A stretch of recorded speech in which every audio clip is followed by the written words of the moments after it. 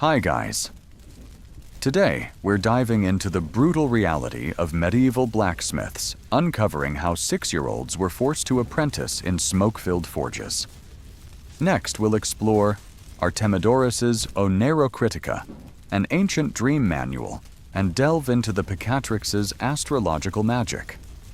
We'll examine alchemy's albedo citronus and rubedo phases, and trace how these traditions inspired Freemasonry's symbolic rituals. Discover how relentless labor coexisted with a quest for spiritual meaning centuries ago. If you love spine-tingling historical stories, hit like subscribe to Historian Audio and comment below which medieval practice fascinates you most. Grab your blanket, get comfortable, and prepare to be amazed tonight. As you settle back and feel your eyelids droop, imagine this: a 6-year-old dragged into a smoke-choked forge ash, caking the floor air so thick it rubs at your lungs. This isn't a theatrical scene. It's reality. By 8, that child's knuckles will look like they've been mugged by molten metal. A brutal rite of passage no one envies. In that hut, the bellows roar like a dragon's breath. You stand ankle-deep in dirt, wrestling 2 leather handles as your father, an imposing figure, barks. Hit it harder. There's no gentle instruction. Every hammer strike risks splaying shards of hot iron across your face, and you learn to read the blade's hum as a matter of survival. Even winter offers no reprieve. The forge's heat makes your shirt stick to your skin like adhesive. Your leather apron charred within hours. Blisters form in minutes. Every second feels like a gamble between a fresh flame and a crushed finger. Protective gear is a luxury. Your only tools are adrenaline and raw, desperate focus. Economically, you're trapped. Each nail horseshoe and plowshare forged barely feeds your family. If you sell a plowshare for a handful of silver pennies, the local lord claims half. That leftover might buy a pair of worn boots if you're lucky. Tomorrow, you'll return to the anvil with arms that feel shattered, even though they've barely healed. A blacksmith's importance is undeniable. You keep farmers' plows turning and knights' swords sharp, but that status doesn't shield you from disdain. The priest blesses your hammer on Sunday. On Monday, you're scowled at as a mere laborer. Village kids call you Old Rolf before you even reach 20, because your face is a tapestry of soot and scars. Your lungs rattle. Your back caves under years of labor. But complaining risks losing your hard-won spot to the neighbor's son. Then, one night, among half-finished blades, you discover a faded parchment, Artemidorus's Oneirocritica. Laughing, you think, dreams I make swords, not soothsaying fortunes. Yet you read that dreams can foretell war plague or prosperity if interpreted rightly. The next morning, a recurring dream of molten iron flying from your forge coincides with word of floods upriver, more than coincidence perhaps. Merchants arrive, hoping you'll blend steelwork and dream divination. Your forge becomes a dual workshop, red-hot metal by day, candle-lit consultations by night. One wealthy trader kneels, saying, "I dreamt of a sword piercing the moon." Should I buy that ore mine? I intend. You recall Artemidorus's advice on metallic omens and warn him winter is coming. Weeks later, the river freezes, disrupting trade. The trader thanks you, convinced your insight saved his fortune.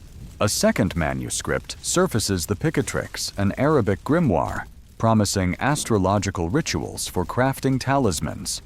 It proclaims that forging an iron disc under specific planetary alignments, inscribed with Jupiter's seal channels luck. Villagers.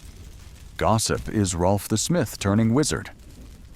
On a clear night under a waning crescent, you heat a disc until it glows, carve tiny celestial symbols, and plunge it into salted oil. Miraculously, 2 seasons of harsh drought give way to bountiful harvests. Word of your successes spreads swiftly.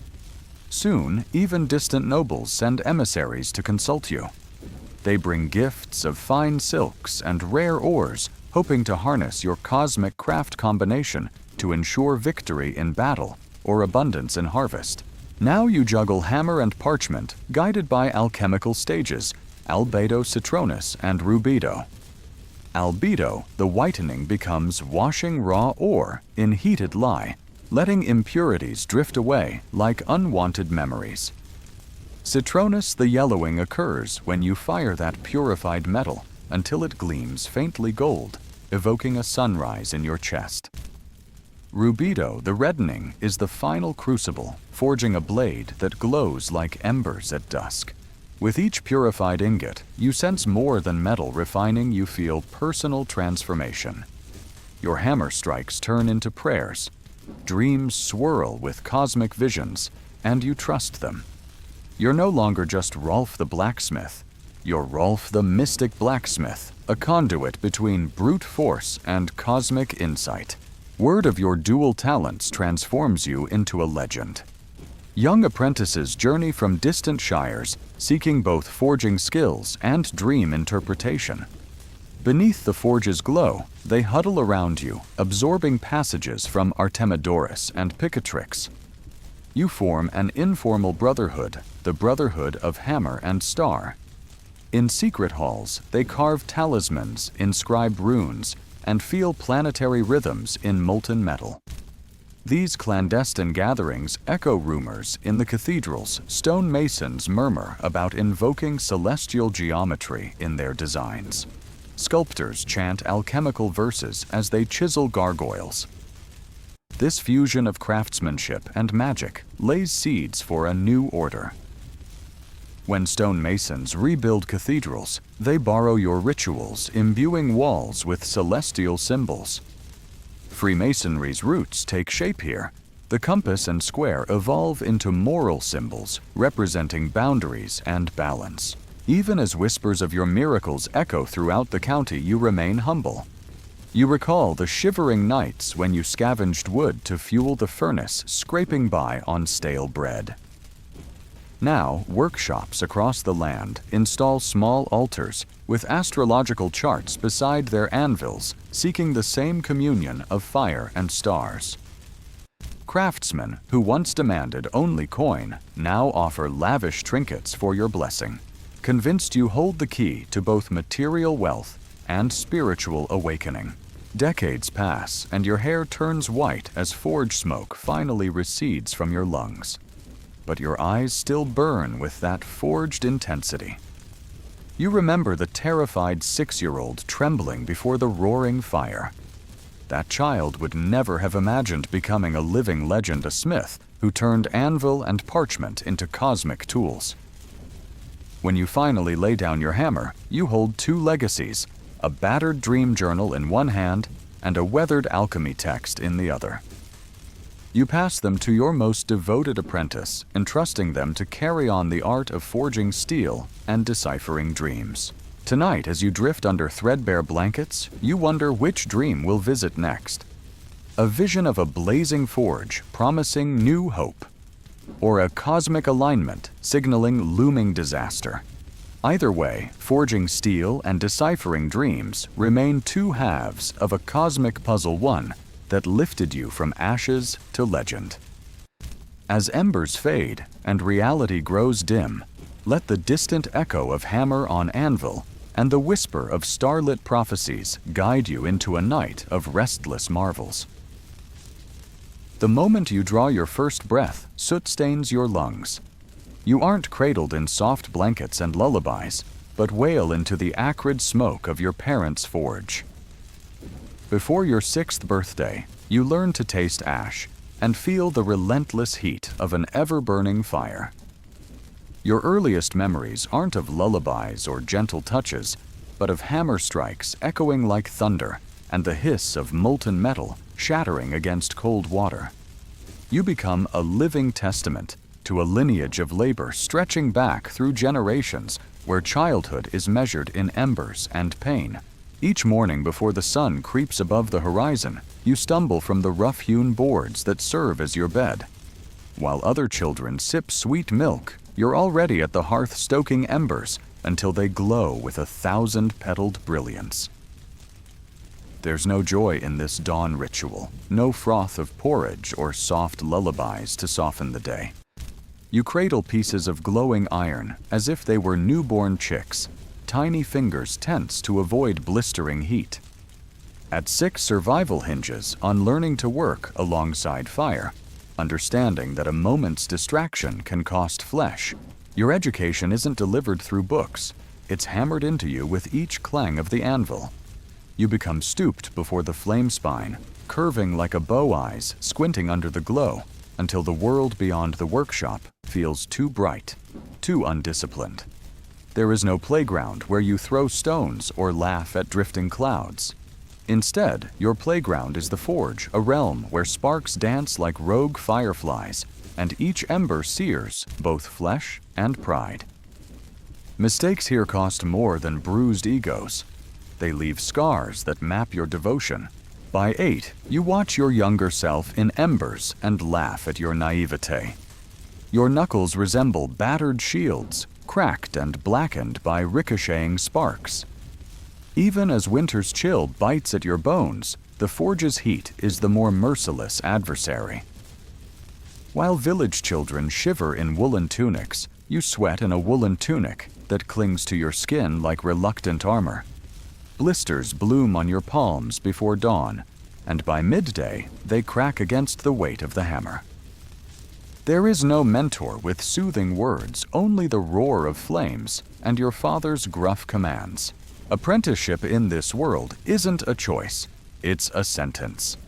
Your childhood evaporates like water on hot steel, replaced by the obsession to wield the hammer with brutal precision or face public scorn.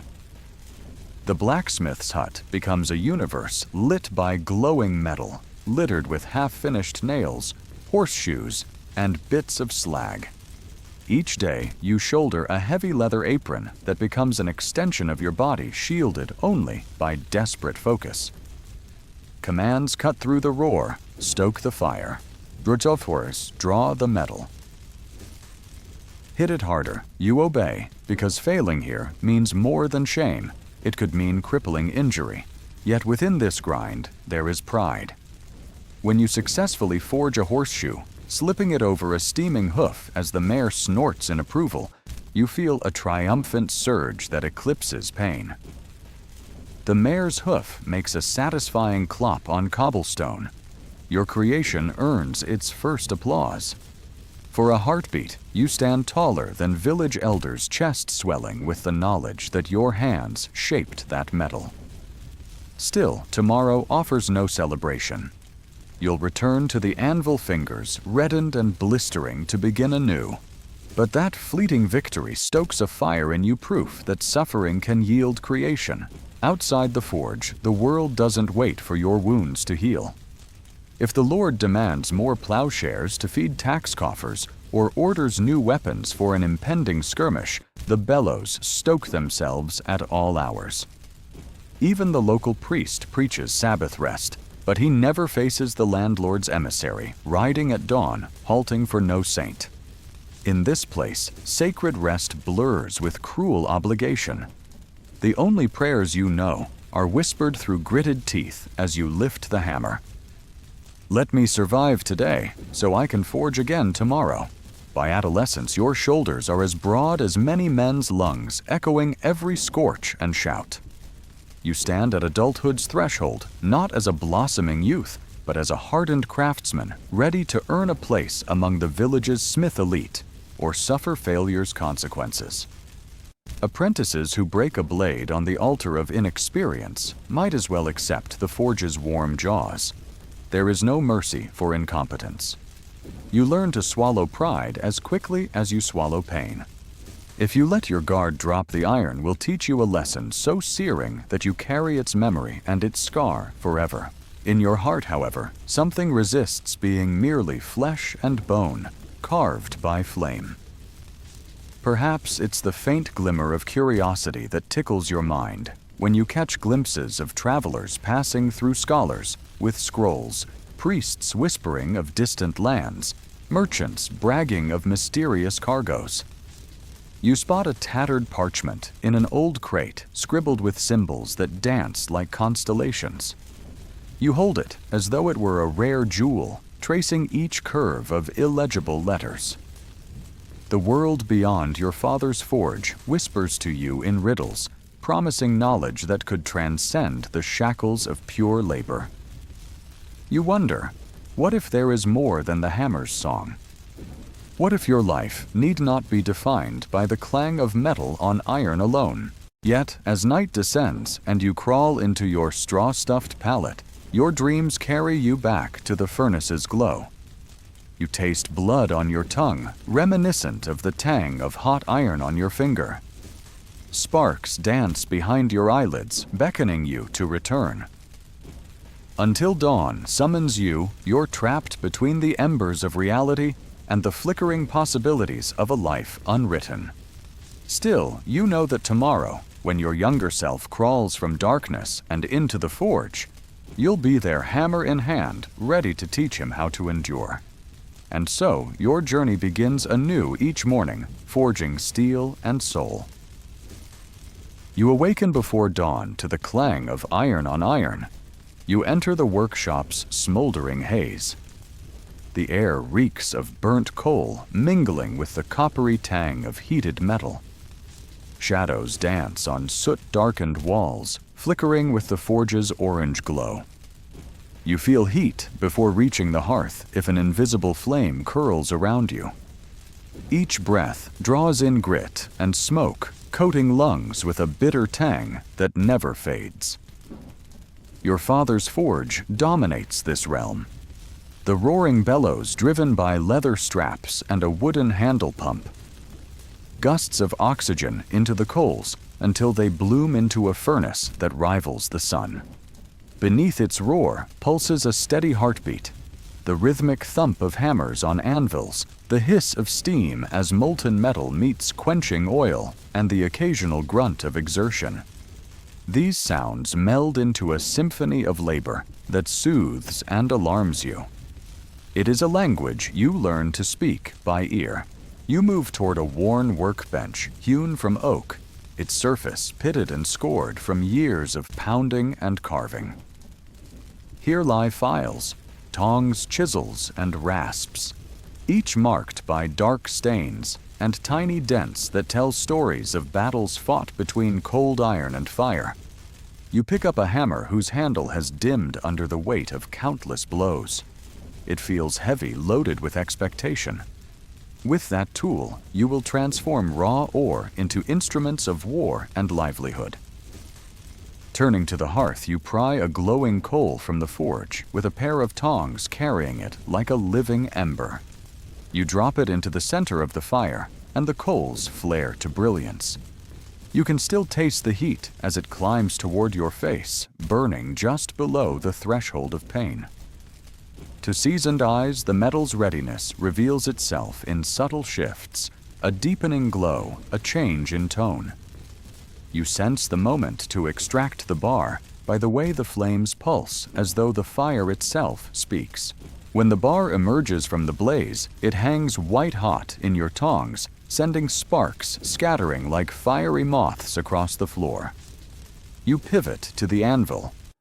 The first strike is the hardest a test of strength and trust. You lift the hammer and let it fall at metal singing under the blow. The bar yields its shape, shifting as you drive out impurities and align its molecules into something resilient. Each clang resonates through your bones, a reminder that you and the iron must cooperate or suffer. Behind you, lanterns cast pools of dim light among shelves stacked with finished tools and weapons plowshares slick with oil scythes honed to keen perfection, and blades whose surfaces catch the lantern glow like pools of liquid silver. The gleaming steel speaks of triumph and purpose. From crude ore and relentless toil, objects of beauty and function emerge. Yet that transformation never dulls the ache in your arms or the fire in your lungs. Between hammer strikes, you survey additional workshop features. A small furnace simmers in a corner, fueled by charcoal, and feeding a crucible where you test experimental blends of alloy tweaking mixtures in hopes of a steel that holds an edge without brittleness. Along a low table lie rolled parchments inscribed with cryptic symbols, remnants of experiments seeking to marry craftsmanship with celestial insight. This forge is as much a laboratory as a smithy.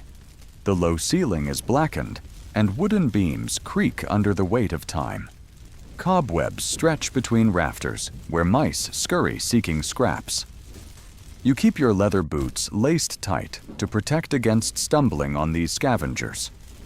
Each tool you pass carries a legacy rusted chisels carved by your grandfather's hands, and a file used to shave the final edge on your first horseshoe.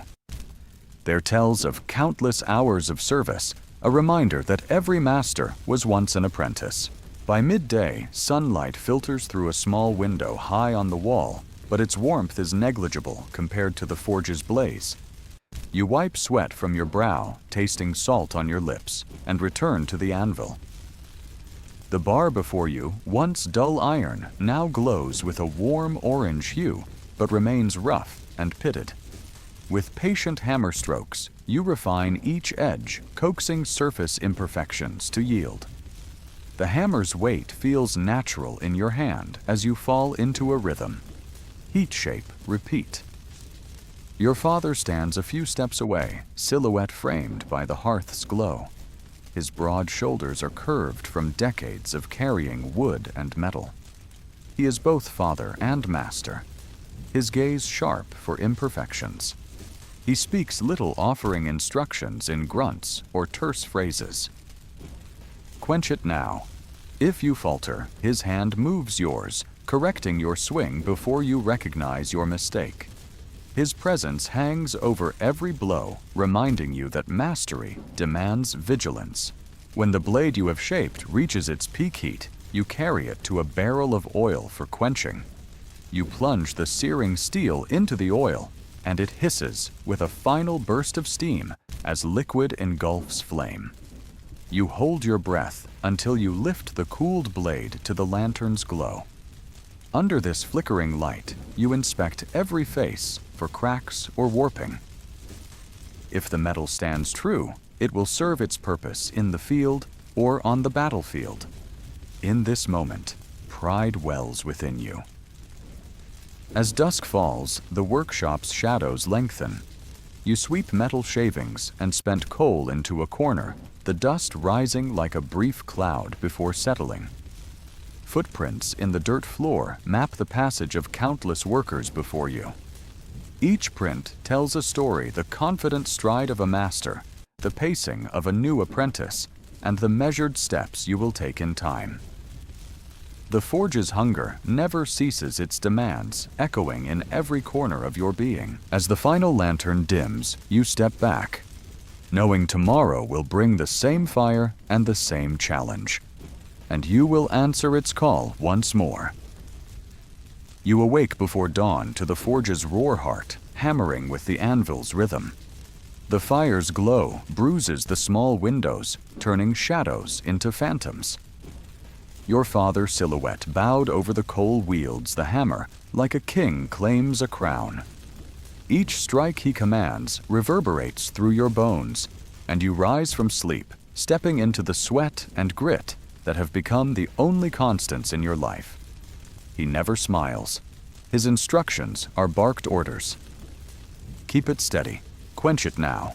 Strike harder. You tighten your grip on the tongs, dragging a red-hot bar from the coals and placing it on the anvil. Sparks scatter like fleeing moths as your hammer falls. Every motion is scrutinized. If you falter, the iron bites back, and your father's anger is swift and punishing. The first time you missed a blow, he yanked the leather laces of your apron and flung you to the dirt floor. The thud of your body hitting cold earth echoed off the walls. His belt followed, stinging your backside until tears pricked your eyes. Pain edged out any shame, teaching you that weakness invites cruelty. Now you flinch before each strike, warily watching the irons glow as if it were an animal about to pounce. Every sunrise returns you to this crucible where expectation weighs heavier than any hammer. You carry the weight of tradition on your shoulders. Each horseshoe tool and sword you forge stands as proof of your lineage. But for every successful blade, there is a memory of a bungled task, a scrap of iron bent into uselessness, or a horseshoe cracked at the rim. Those failures haunt your dreams and fuel your father's wrath. His silence is as cutting as his belt. He never praises you, only expects more. Even the occasional nod is elusive, reserved for moments when your hammer strike rings clear, precise, and true. And yet, as you haul coal and feed the bellows, you wonder if perfection can ever be enough. In the rare moments between hammers, your mind drifts toward distant horizons. You imagine letters unfurling into words, words unfolding like petals of thought. A traveling scholar arrives one market day, setting up a small tent to trade manuscripts. Through a gap in his canvas, you glimpse pages alive with gold leaf and swirling script constellations, myths and equations that suggest a world beyond sweat and iron. The scholar speaks of geometry's harmony, comparing the tempering of steel to the balance of celestial spheres. You lean closer, heart clenching at the beauty of written knowledge, longing to trace those symbols with your fingers instead of a hammer. Your father dismisses the scholar as a fool, insisting that magic is forged in fire, not ink. When he sees you eyeing a scrap of parchment, he rips it from your grasp and casts it into the flames, the paper curling like a wounded bird before ash drifts toward the rafters.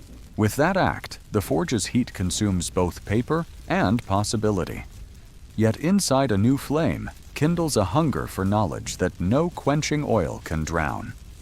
You sink into the rhythm of labor, but your thoughts perpetually wander to the scholar's words, to that other world where a single character holds meaning far beyond brute force.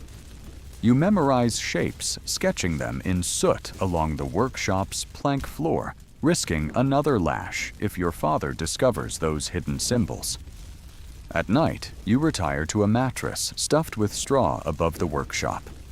The mattress creaks under your weight, and the forge's embers flicker beneath the thin floorboards haunting your dreams. You taste ink on your tongue. Imagine turning pages without fear of burning them. Your interrupted sleep isn't restful. It is charged with possibility and dread. When you finally drift into slumber, your mind is alight with visions of quills scratching parchment in rhythmic cadence.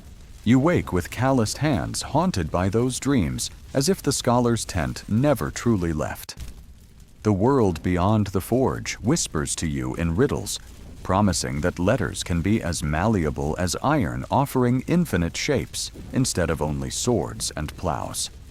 Tomorrow you know you will return to the anvil, the weight of your hammer both familiar and oppressive.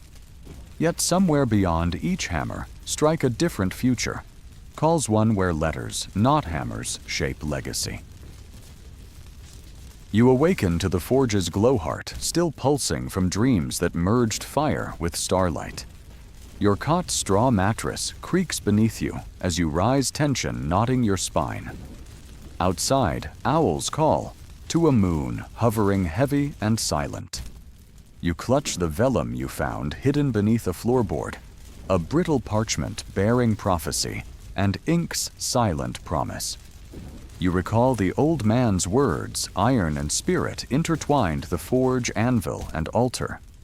With this in mind, you step into the workshop's smoldering haze. The air reeks of burnt coal, mingling with the coppery tang of heated metal shadows, dancing on soot-darkened walls in the forge's orange glow.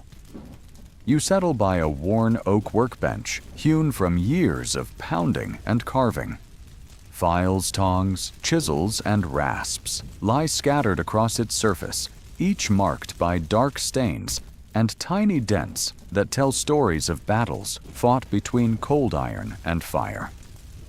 You pick up a hammer whose handle has dimmed under the weight of countless blows. It feels heavy, loaded with expectation.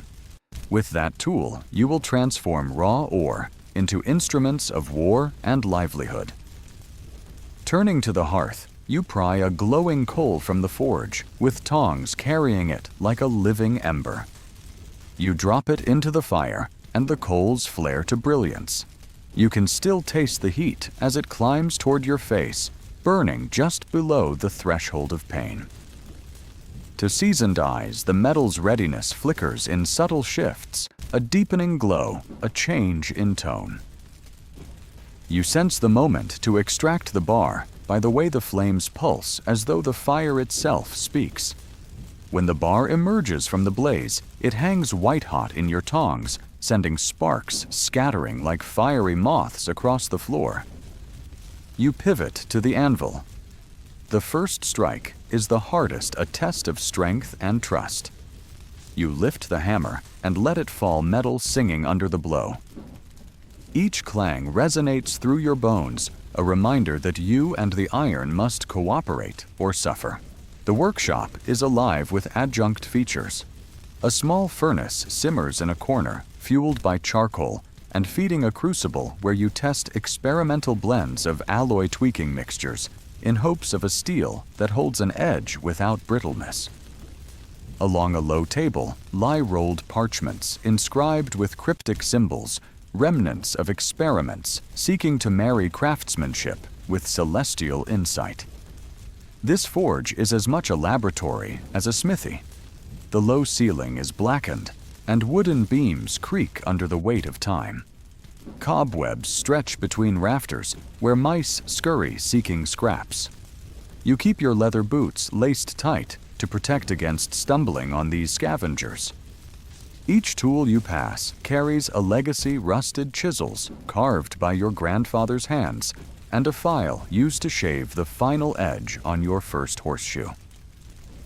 Their tells of countless hours of service remind you that every master was once an apprentice.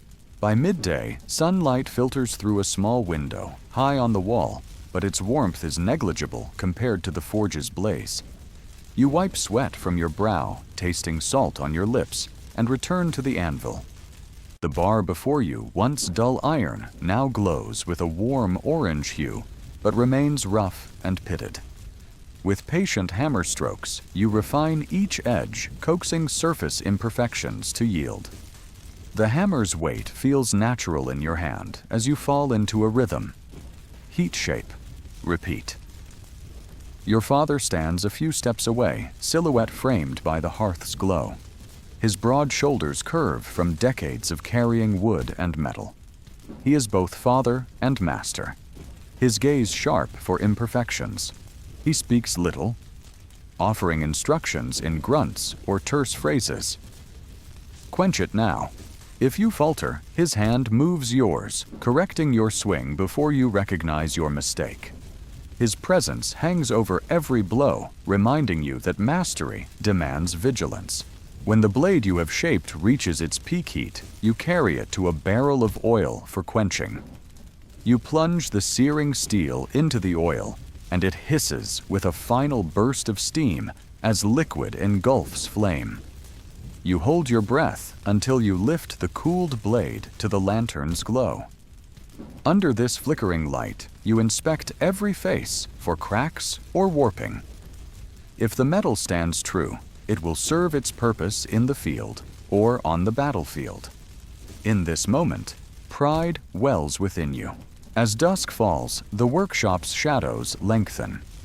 You sweep metal shavings and spent coal into a corner, the dust rising like a brief cloud before settling. Footprints in the dirt floor map the passage of countless workers before you. Each print tells a story. The confident stride of a master, the pacing of a new apprentice, and the measured steps you will take in time. The forge's hunger never ceases its demands, echoing in every corner of your being. You retire to a mattress stuffed with straw above the workshop. The mattress creaks under your weight, and the forge's embers flicker beneath the thin floorboards haunting your dreams.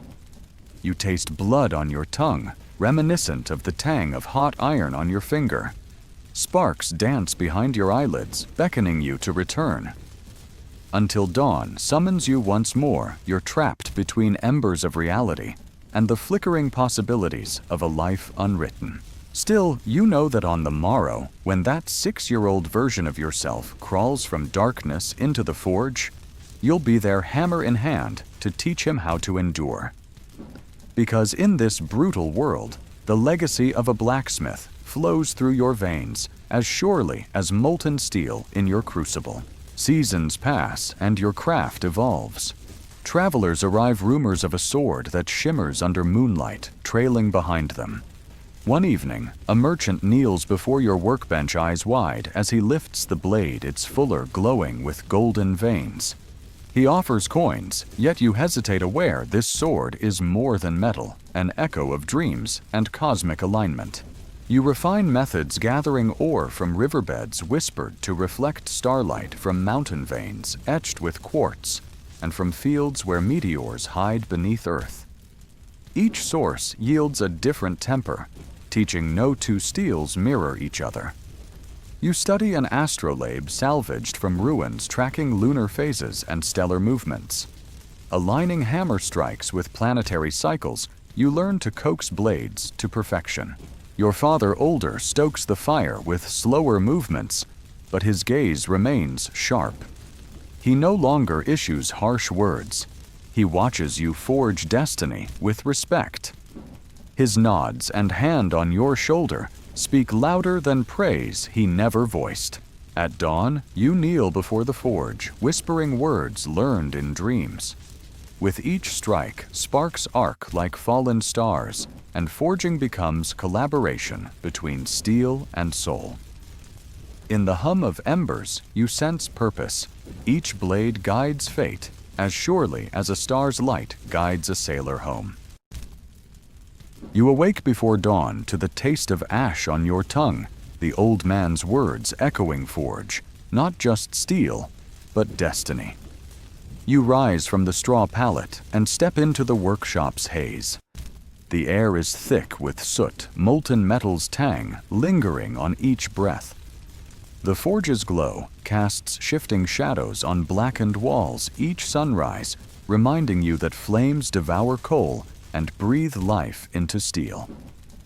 In your hands rests the blade you forged under lunar alignment, its fuller shimmering with delicate golden veins that pulse faintly when moonlight touches them. Holding it, you feel how your journey has transformed from mere smithing into an act of cosmic collaboration. Light seeps through a small window as you move to the anvil. Your hammer feels familiar, yet today its weight brings a gravity beyond ordinary labor. Outside, the half-door villagers cluster in hushed awe. Farmers clutch leather pouches for talismans. Soldiers eye the blade's promise for upcoming battles, and merchants linger with purses heavy with coin or curious tokens. Word of your blade has spread, and each gaze weighs on you as you brace for expectation. You steady yourself and raise the hammer, letting its presence center your purpose. Each swing will echo more than hammer on steel, it will echo hope. Old Brand the smith, who once ruled this forge with brute strength, stands silent by the doorway. His leather apron bears scorch marks and lacerations that map decades of labor, his gray beard catching the forge's glow. He taught you to temper steel with force and precision, demanding perfection under the threat of pain. Now his presence humbles you, his nod enough to quell doubts that flicker like embers in your mind. You recall how as a child you feared the blast furnace's roar, and how his belt enforced strict discipline. Today, though, his approval rests on quieter ground, the flame of tradition passing to your hands, guided by stars. You place the blade on the anvil and tap its fuller, listening for echoes of starlight that resonate from the grooves. Apprentices hover by a low table strewn with parchment's pages of the Oneirocritica beside fragments of the Picatrix. Last night, by lantern glow, you taught them to interpret dreams of fire flames that dance and flicker as omens shaping fate. Tonight, you show how the moon's phases guide metal's temper. Forging under waning moon brings patience. Under waxing moon invites strength.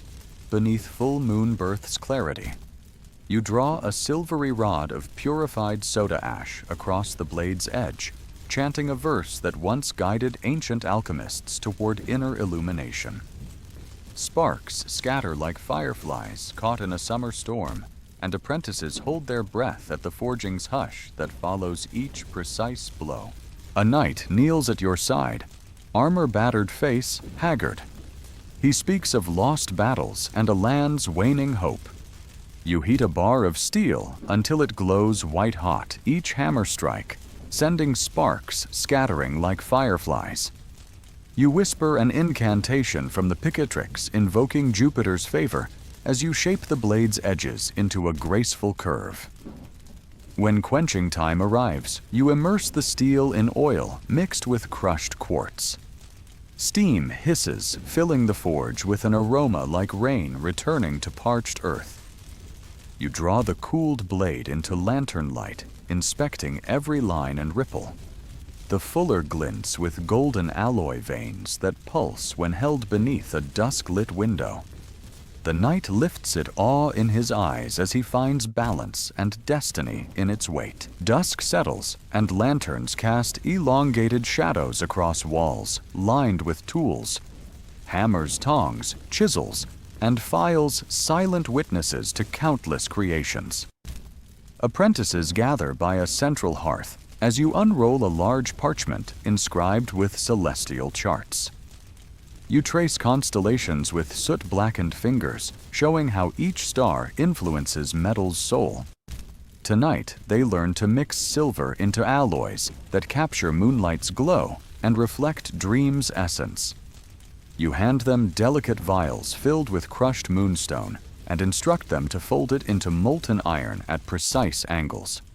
As they work, you guide their motions, each movement, both lesson and ritual. By mixing starlit fragments into steel, they transform a simple blade into a talisman of hope. A wounded farmer arrives clutching a talisman under a blood moon. His fever had claimed him, and doctors declared hope lost. You provide herb-infused water and tell him to sleep beneath celestial charts. Days later, he stands certain the talisman guided his recovery. Word spreads, and villagers come seeking not only steel, but a piece of the magic you've woven into iron. Night deepens, and you step outside onto a small rise behind the workshop, lantern in hand. The village sleeps fields, stretching beneath a velvet sky dotted with stars. Farmers labor by lamplight, sowing seeds blessed by talismans you crafted under the last full moon. You breathe in crisp air, the scent of pine and promise.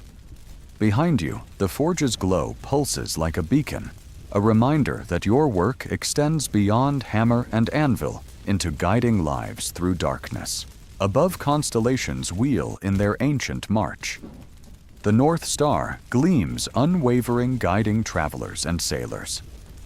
Here your forge stands as a testament to steel and spirit entwined. The roar that once signaled scorching heat and blistered hands now hums like an altar where matter and mystery converge. Each hammer strike is labor and prayer shaping blades that carry destiny as surely as a star guides a lost ship to harbor. You descend stairs to the secret chamber beneath the workshop. Scrolls of the Onero Critica and the Picatrix line, rough-hewn shelves. Apprentices stand by a table where quartz slices lay arrayed in patterns mirroring the moon's orbit. Last week's lunar eclipse yielded ore infused with shadows, and tonight they prepare to meld it into a talisman to ward off plague. You guide their hands as they inscribe iron discs with lunar glyphs, each stroke both ritual and lesson. By teaching them to combine arcane script with molten metal, you ensure that knowledge and craft flow onward into the world.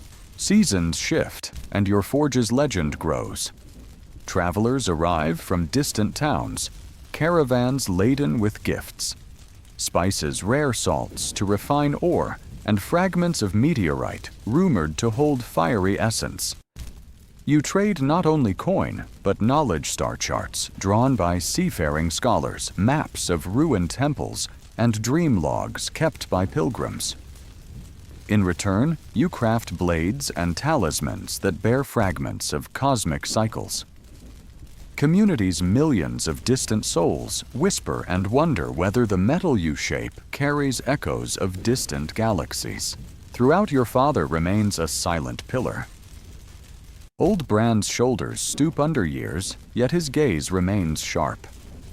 Each evening he lingers until the forge's glow dims. He no longer wields a belt to demand perfection, but offers guidance in softer tones, sharing insights from decades shaping steel. Together, you blend tradition and innovation. His muscle memory guiding your cosmic rituals. Your vision breathing new purpose into his old techniques. Tonight, as the moon arcs high, you stand before the forge and strike the anvil one last time. Sparks scatter like embers caught in a midnight breeze, and with each ring, you sense the heartbeat of possibility. In that moment, you understand that your journey, born in pain and tempered by dreams, has become an offering, a melding of steel and starlight that guides souls through darkness. As long as the forge's flame endures and constellations wheel overhead, your hammer will echo purpose-shaping destiny, one spark at a time. You wake to a sky still inked by night's deep blue frost glinting on rooftops. You step into the workshop's warmth, where embers from yesterday's forge glow faintly red. The blade you completed last night rests on a wooden rack, its golden veins still pulsing in the lantern's glow. You trace a fingertip along its fuller feeling energy, fused from heat and starlight. Your apprentices gather at the threshold faces, illuminated by flickering light. Outside, the air is crisp. You speak of responsibility, teaching that building grand cathedrals is more than stacking stone. Each block, each arch must resonate with cosmic balance. You unfold fragments of celestial charts and parchments, their edges tattered. You point to sketched star clusters, explaining that each constellation holds moral significance guiding design. You gather chalk and step into the courtyard, where half-cut blocks of limestone stand ready. Apprentices follow as you mark a massive block with patterns corresponding to Cygnus, whose wings spread across summer skies. You warn that carving the keystone under Cygnus's ascendancy ensures harmony. Each chalked line must honor the celestial order. Under your direction, they lift chisels and hammer rhythmic taps that echo across the courtyard. Their breath condenses in the cold morning air as the first rays of sun edge above the horizon. As stone yields, they murmur thanks to the moon's lingering influence, feeling cosmic draw in every chip that falls.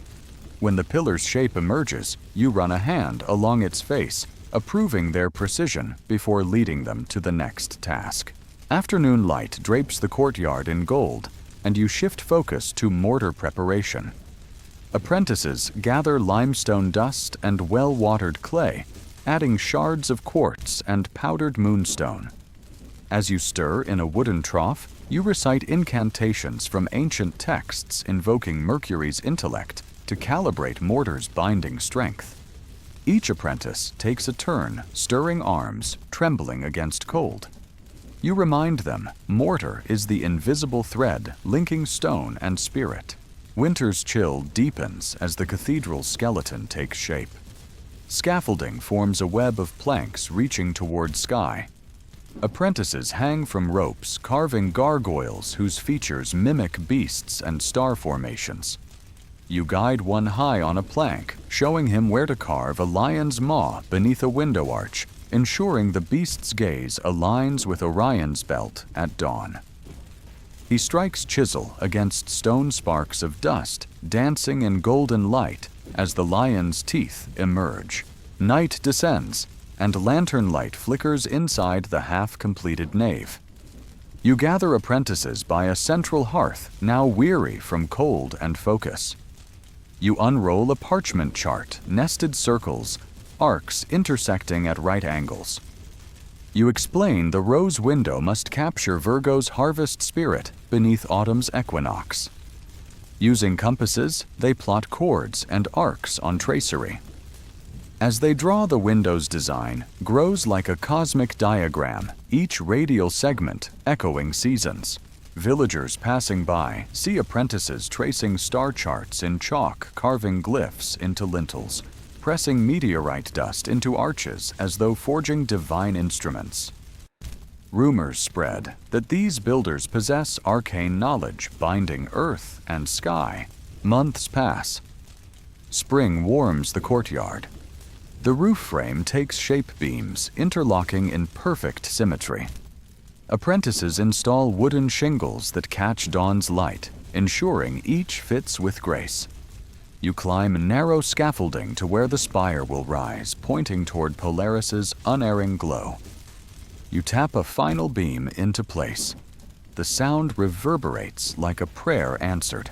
Inside the workshop, you shape the final keystone for a lateral arch. You heat iron rings in the forge, then use red-hot metal to carve channels in marble, where iron pins will anchor beneath carved glyphs. Each glyph corresponds to planetary alignment.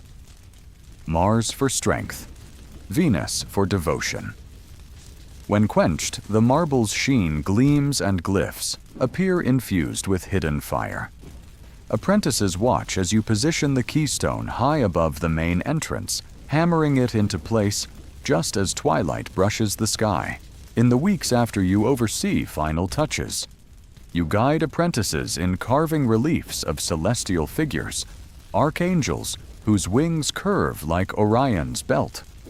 You show them how to affix meteorite talismans hidden beneath threshold stones, whispering blessings that ward off shadows and grant worshippers visions of cosmic wonder. As they work, you reflect on your journey from hammering steel by moonlight to guiding stonecutters under starry skies, forging faith in hearts. You wander the yard as morning sun warms frost-kissed stones, noticing apprentices tracing star maps in chalk dust. You pause to adjust a misaligned glyph on a lintel guiding trembling hands. A young apprentice face streaked with stone dust glances up, eyes bright with awe, and you place a hand on his shoulder, recalling your own first steps under moonlit forging. At dusk, you climb scaffolding to place a gilded finial atop the spire. Lanterns below flicker like captive stars as villagers gather. You set the finial in place. A hush falls, and the spire's tip seems to reach for the moon. You recall how once forging steel under starlight felt solitary. Now you stand among builders united by purpose. This unity of steel, stone, and sky defines your legacy always and beyond forever. In silence, you offer a final prayer, knowing this cathedral's walls will echo wonder long after you're gone. Night settles as you descend the winding steps into the crypt beneath the cathedral you helped shape. Lantern light dances on basalt walls, illuminating glyphs carved long ago. You gather apprentices around a rough altar, placing before them a box of meteorite chisels, inked scrolls of celestial lore, and a compass carved from walrus ivory. The air is heavy with incense and earth. You instruct them to sprinkle powdered quartz into a drawn circle, dust catching sparkles from your flickering lantern. Around the circle, you inscribe glyphs of lunar phases and planetary symbols: Mercury for wisdom in design, Jupiter for community growth, Saturn for discipline, forging purpose. Each symbol is drawn with care, intended to bind their craft to celestial rhythms. After the glyphs take shape, you lead apprentices through an oath first spoken by stonemasons of old. By hammer and star, I pledge to uphold the balance of earth and sky. In each stone I shape, I seek harmony beyond mere form. Apprentices kneel and place hands upon the quartz, feeling its cold grain beneath joined fingers. One by one, they recite the vow, their voices resonating in the subterranean hush like echoes of a future written in granite.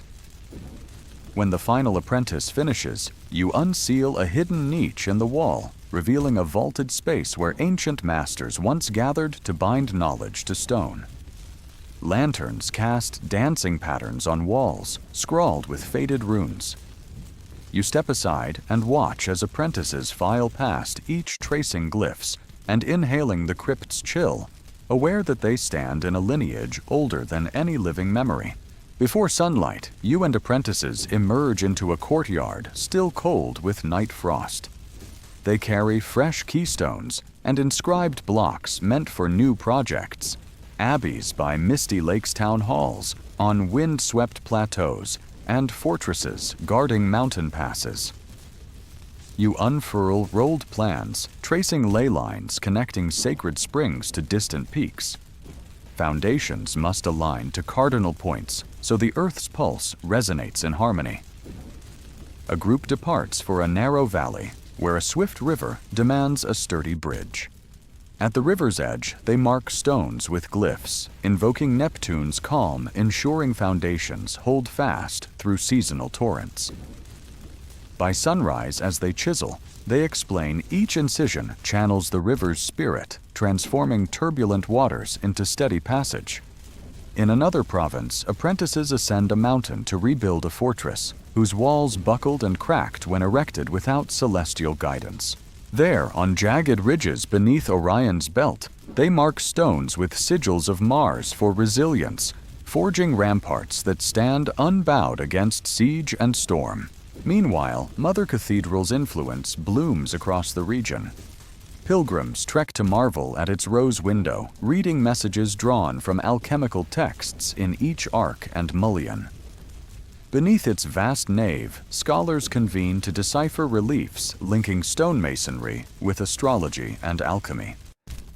Illuminated manuscripts are copied and sent to distant abbeys, extolling how carved glyphs imbue stone with hidden purpose. Monasteries add chapters to codices, teaching novices that every symbol holds power to shape both mind and masonry. Word spreads that your brotherhood combines practical skill with cosmic insight, and artisans from far-off lands arrive seeking instruction in your hidden chambers. Wealthy patrons request glyph-engraved keystones for private chapels, believing such stones guard against misfortune and grant clarity of vision beneath moonlit skies. Yet not all heed the Brotherhood's counsel. A mercenary lord in a border town renounces celestial guidance and builds a fortress hastily under an eclipse. Within seasons, its walls buckle and crack, shaking under their own weight. Villagers whisper of anguished wails at midnight as spirits flee the misuse of sacred geometry. When summoned, you arrive beneath a moonless sky with torches piercing the mist. You kneel among shattered blocks, tracing fractured glyphs worn by rain and wind. Softly, you recite incantations to cleanse each broken symbol and realign stone and spirit.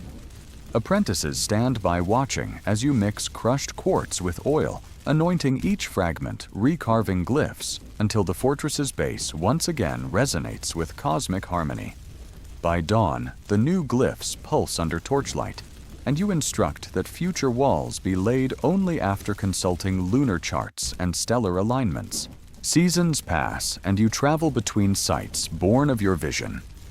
You inspect a bridge arch spanning a wide gorge, noting keystones aligned beneath Orion's belt at dusk, granting travelers hope under starry skies.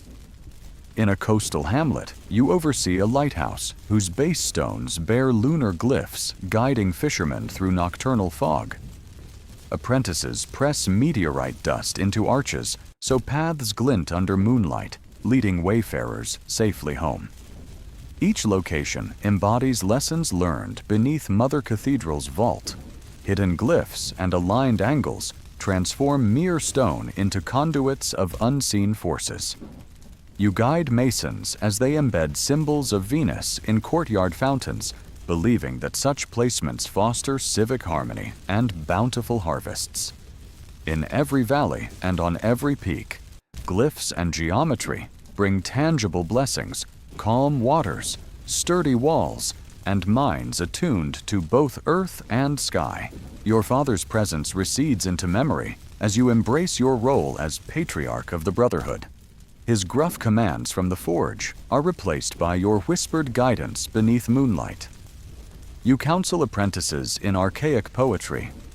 Let calcined dust and fiery sigil birth foundations that transcend tyranny. Though cryptic, these verses carry wisdom passed through generations who tempered iron and shaped stone by starlight. Midnight corridors echo with soft chants as initiates carve new glyphs under your watchful gaze.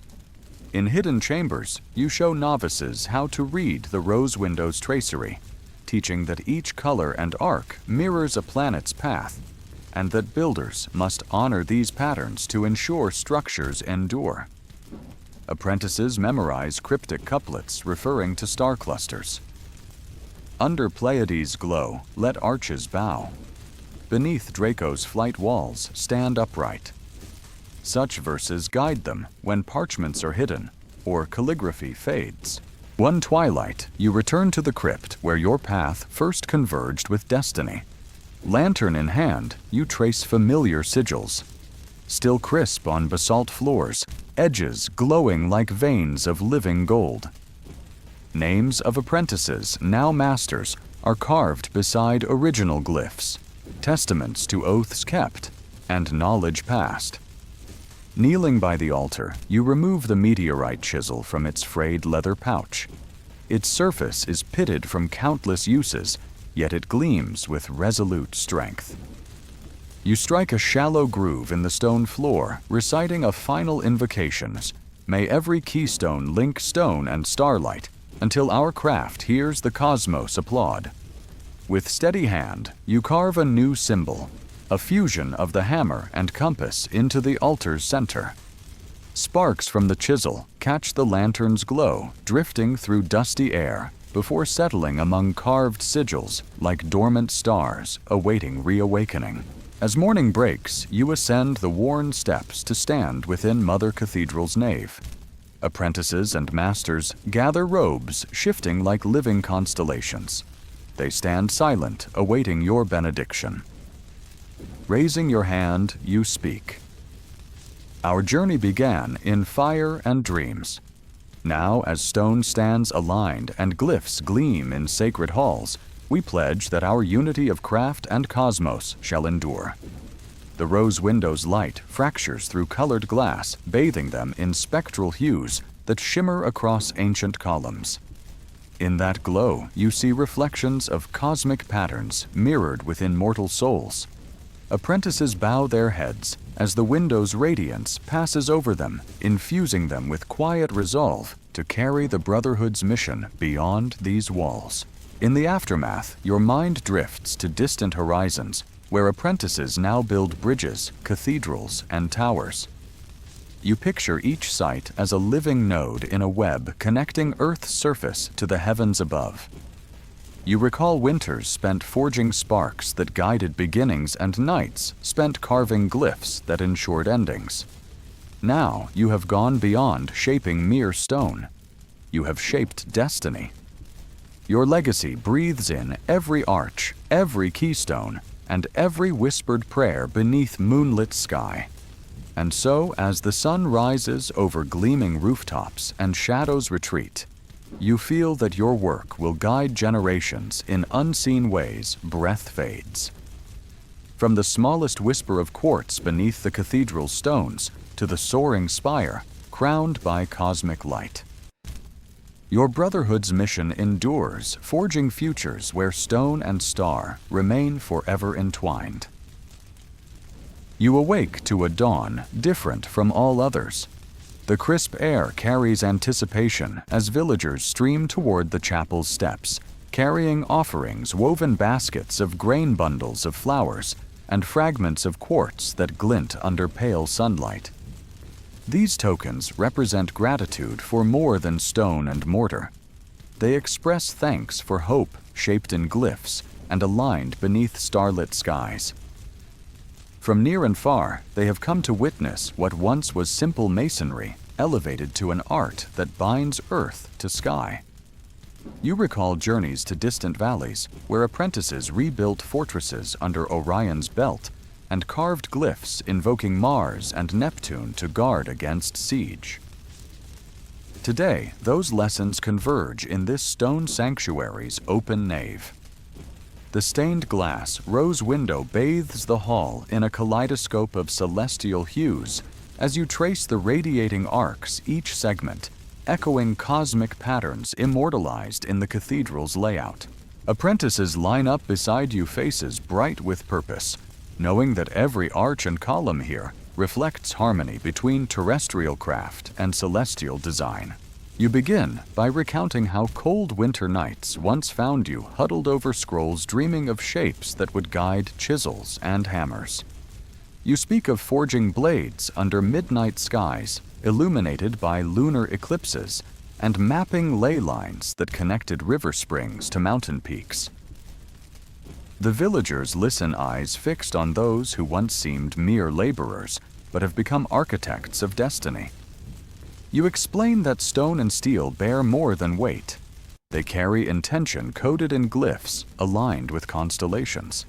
With each word, you remind them that the solidity of stone relies on precise geometry traced under astral guidance, and that their faith in community hinges on understanding the patterns overhead. When you finish, a widow steps forward, trembling, her voice barely above a whisper. She cradles a talisman you gifted months before, forged under a harvest moon and etched with symbols of Venus for compassion. She tells how the talisman guided her to safety during a flood, its subtle glow in moonlit waters leading her family to higher ground. You recall mixing meteorite dust into the steel that formed its core, a secret taught in the Brotherhood's crypt beneath the cathedral. Hearing her words affirms that the union of Earth's metals and celestial forces had manifested into tangible salvation. Tears fill her eyes as she kneels before you, offering the talisman back, insisting you keep a reminder of hope born in tragedy. Next, merchants approach with chests of coins minted with stars engraved around their rims. Tribute that acknowledges not only the chapel's beauty, but the commerce revived by stable bridges and secure granaries anchored in celestial geometry. Caravans once skirted these roads, fearing washed-away causeways and crumbling keeps. Now traders pass unhurried, confident their wagons will not sink in shifting mud. Markets overflow with spices, silk, and salted fish, filling bellies and coffers. The merchants proclaim that their success rests on trust in structures built with cosmic precision rather than brute haste. They praise how the Brotherhood's efforts have transformed wild paths into arteries of life, connecting people through harmony between stone and star. The ceremony moves outside as the noonday sun warms limestone walls. Farmers step forth, presenting sheaves of wheat and scattering seeds across frescoed steps that depict star clusters above plowshares. This ritual reminds all that cultivation relies on both fertile earth and precise timing beneath moon cycles that dictate sowing and harvest. You demonstrate how to scatter seeds once embedded with small shards of quartz, so that each crop harnesses lunar energies to yield abundance. Children giggle as they mimic your motions, scattering seeds and quartz with clumsy joy, while the elders nod.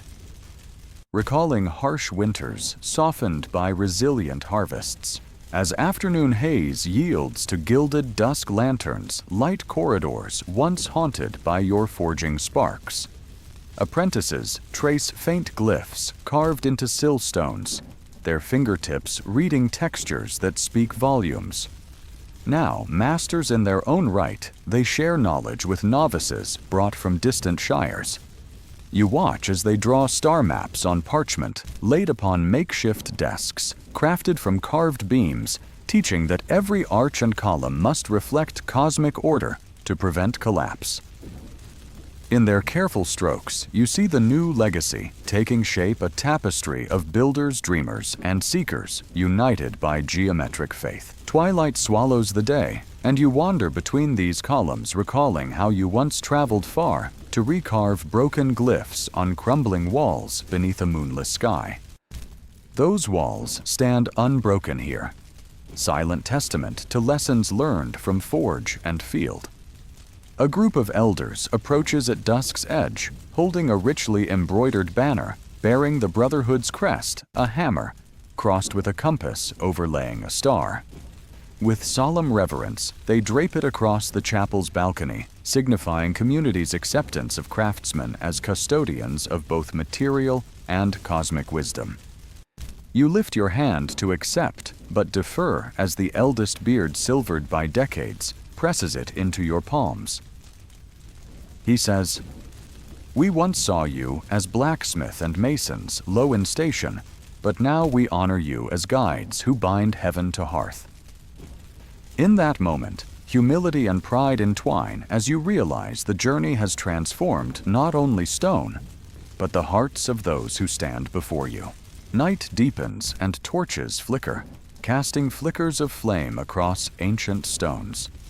The villagers, now kneeling within the nave, bow heads as you recite an invocation, blending prayers to saints and cosmic guardians. Each syllable marries faith with star lore, weaving liturgy and geometry into a unified act of devotion.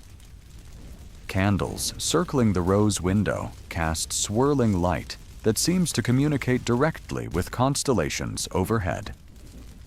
In that transformative hush, mortal and celestial realms align, and you sense that this chapel stands not only as stone and glass, but as a bridge that connects spirits to the silent music of spheres. The resonance of that union reverberates through every corbel and column. Afterward, villagers linger in hushed awe, offering thanks in quiet voices. Blacksmiths who once toiled beside you in sweat-stained leather come forward to clasp your hands, acknowledging that cosmic insight transformed their hammers into instruments of destiny. Stonecutters who hauled keystones across treacherous passes nod in respect forgiveness, knitting wounds of strained labor. Even the local lord, who long regarded craftsmen as expendable, kneels to receive a talisman inscribed with Mercury's glyph for wisdom, promising to advocate for the Brotherhood's counsel in matters of state. He pledges that future civic projects will hearken to cosmic patterns rather than whim, ensuring safety and prosperity for generations.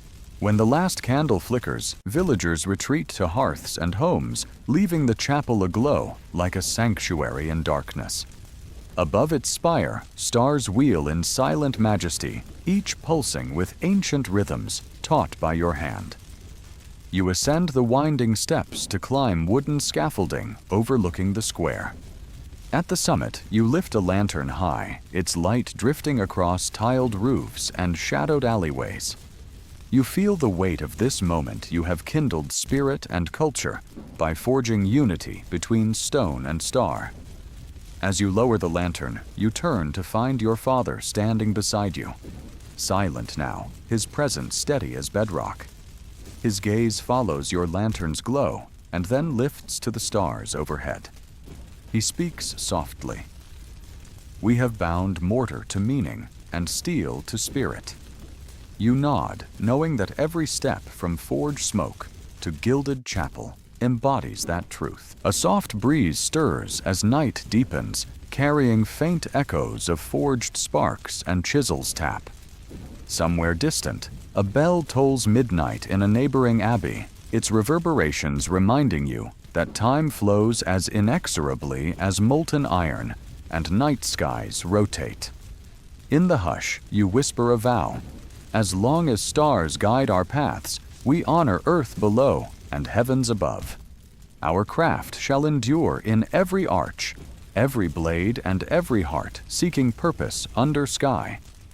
Then, handing your father the lantern, you descend the scaffolding and step into a future illuminated not only by flame, but by constellations, yet to be charted, ever forging destiny as firmly as stone. You wake before dawn to a stillness that bears weight air, cool enough to crisp your breath, and lantern light, casting long shadows across the square. The cathedral looms behind you, its rose window dark for now, but that darkness is only a canvas for what will come. You carry a weathered satchel containing tools of both craft and secret, a chisel hewn from meteorite scrolls mapping constellations, and a small steel compass etched with lunar glyphs. From the summit, where you once lifted a lantern to guide villagers, you descend into the street where apprentices await their faces alive with purpose, even as they shiver in pre-dawn chill. Today, you prepare to forge the final link between stonemasonry's whispered rituals and a new brotherhood that will carry your vision into every corner of the realm. You gather apprentices in the old workshop across the street, the forge long cold after its last ritual. Torches flame along the walls, illuminating racks of chisels, hammers, and files still stained with soot and symbol. You place the meteorite chisel in the center of a low, rough-hewn table and unroll scrolls of the Onera Critica and prophecies drawn from the Picatrix.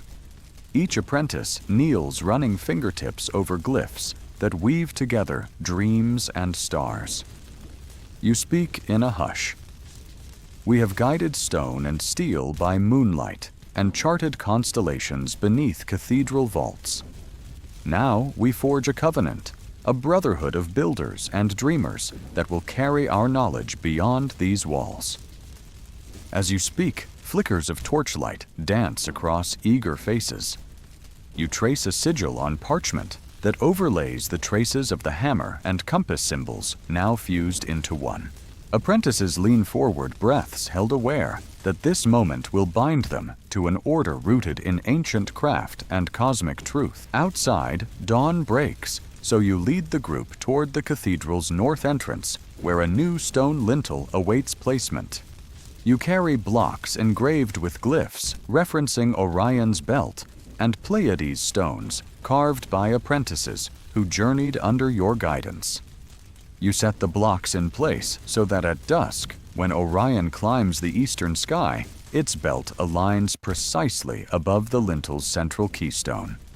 A hush falls as you guide each stone into its destined slot, feeling the weight of history in every groove. When the last block settles, you step back, torchlight glinting on carved star maps that now enhance the cathedral's facade.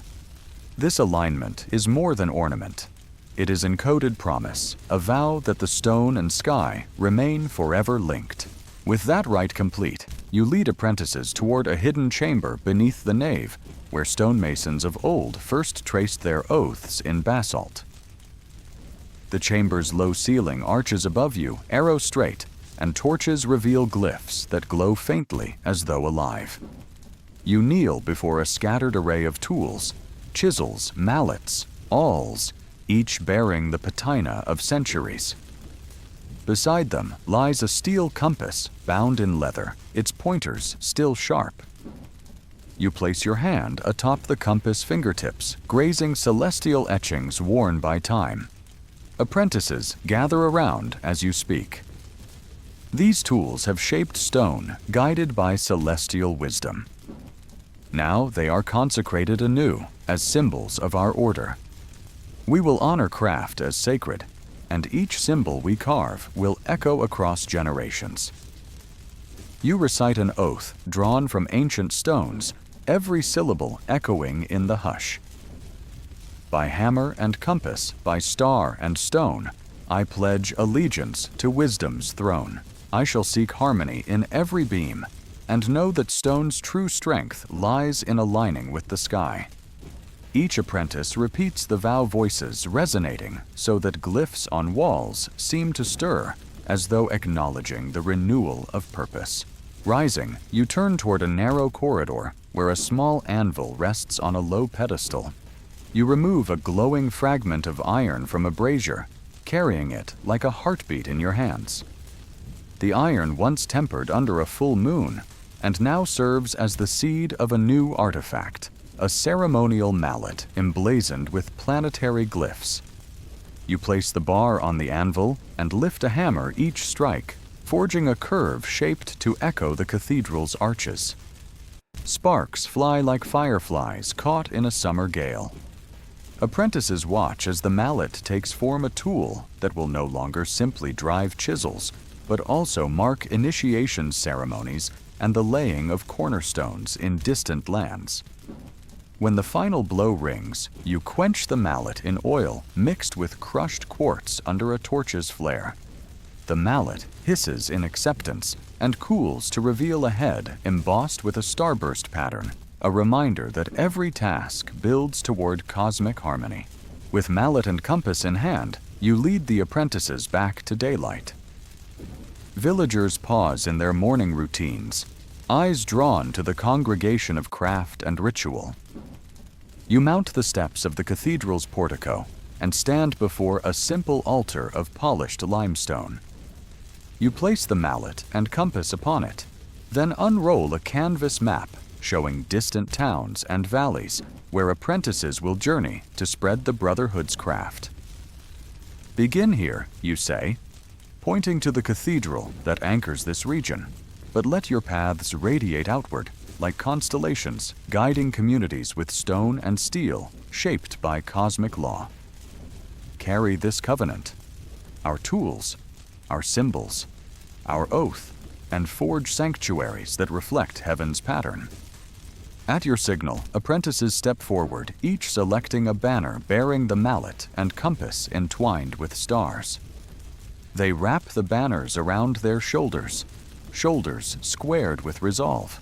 You watch as they descend into the town below, lanterns flickering like distant starlight, ready to carry your vision across plains, mountains, and coasts.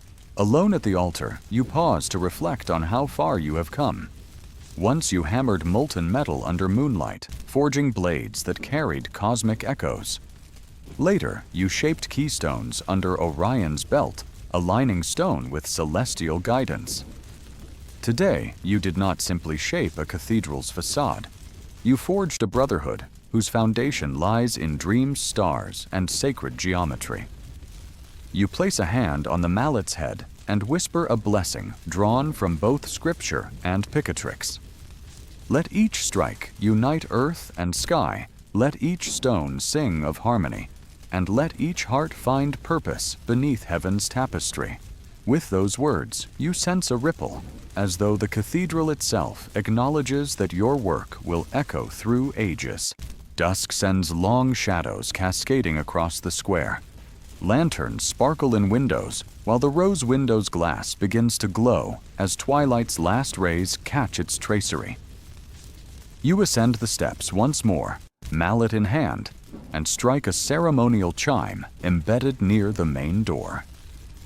The sound reverberates through the nave like a clarion call, and villagers pause in courtyards listening as the chime echoes a promise that from this day forward, their communities will rise under the guidance of builders who honor both stone and star. Apprentices respond by striking similar chimes at city gates, fortress walls, and abbey courtyards as they journey toward distant horizons. Each chime carries a fragment of the covenant, reminding all who hear it that craft and cosmos must remain intertwined. As night deepens, you climb to a balcony overlooking the square. The sky above is a tapestry of stars, Orion ascending in the East Pleiades, shimmering overhead, and Polaris steady as an anchor. Below, torchlight flickers on faces, both familiar and new masons, who once labored beneath your gaze, merchants who thrive under new ways, and children gazing upward in wonder. You feel that the craft you have nurtured, once confined to forge and crypt, has become a living lineage, seeds planted in the hearts of apprentices now blossoming across the realm. Each torch flame below feels like a constellation, born anew, guiding builders who will shape both sacred and secular spaces under celestial law. A soft breeze stirs the banners draped over apprentices' shoulders, lifting them like wings. You allow yourself a rare smile, remembering how once the forge's roar was your sole companion, and now voices recite oaths in hidden chambers, echoing promises older than any kingdom.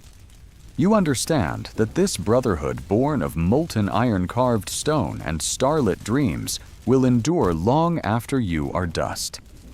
The tools you consecrated, the symbols traced on keystones, and the chimes heard at gates will merge into legend-guiding minds to seek harmony between earth and sky. You lower your gaze to the cathedral's entrance, where the last visitors linger beneath the rose windows' glow.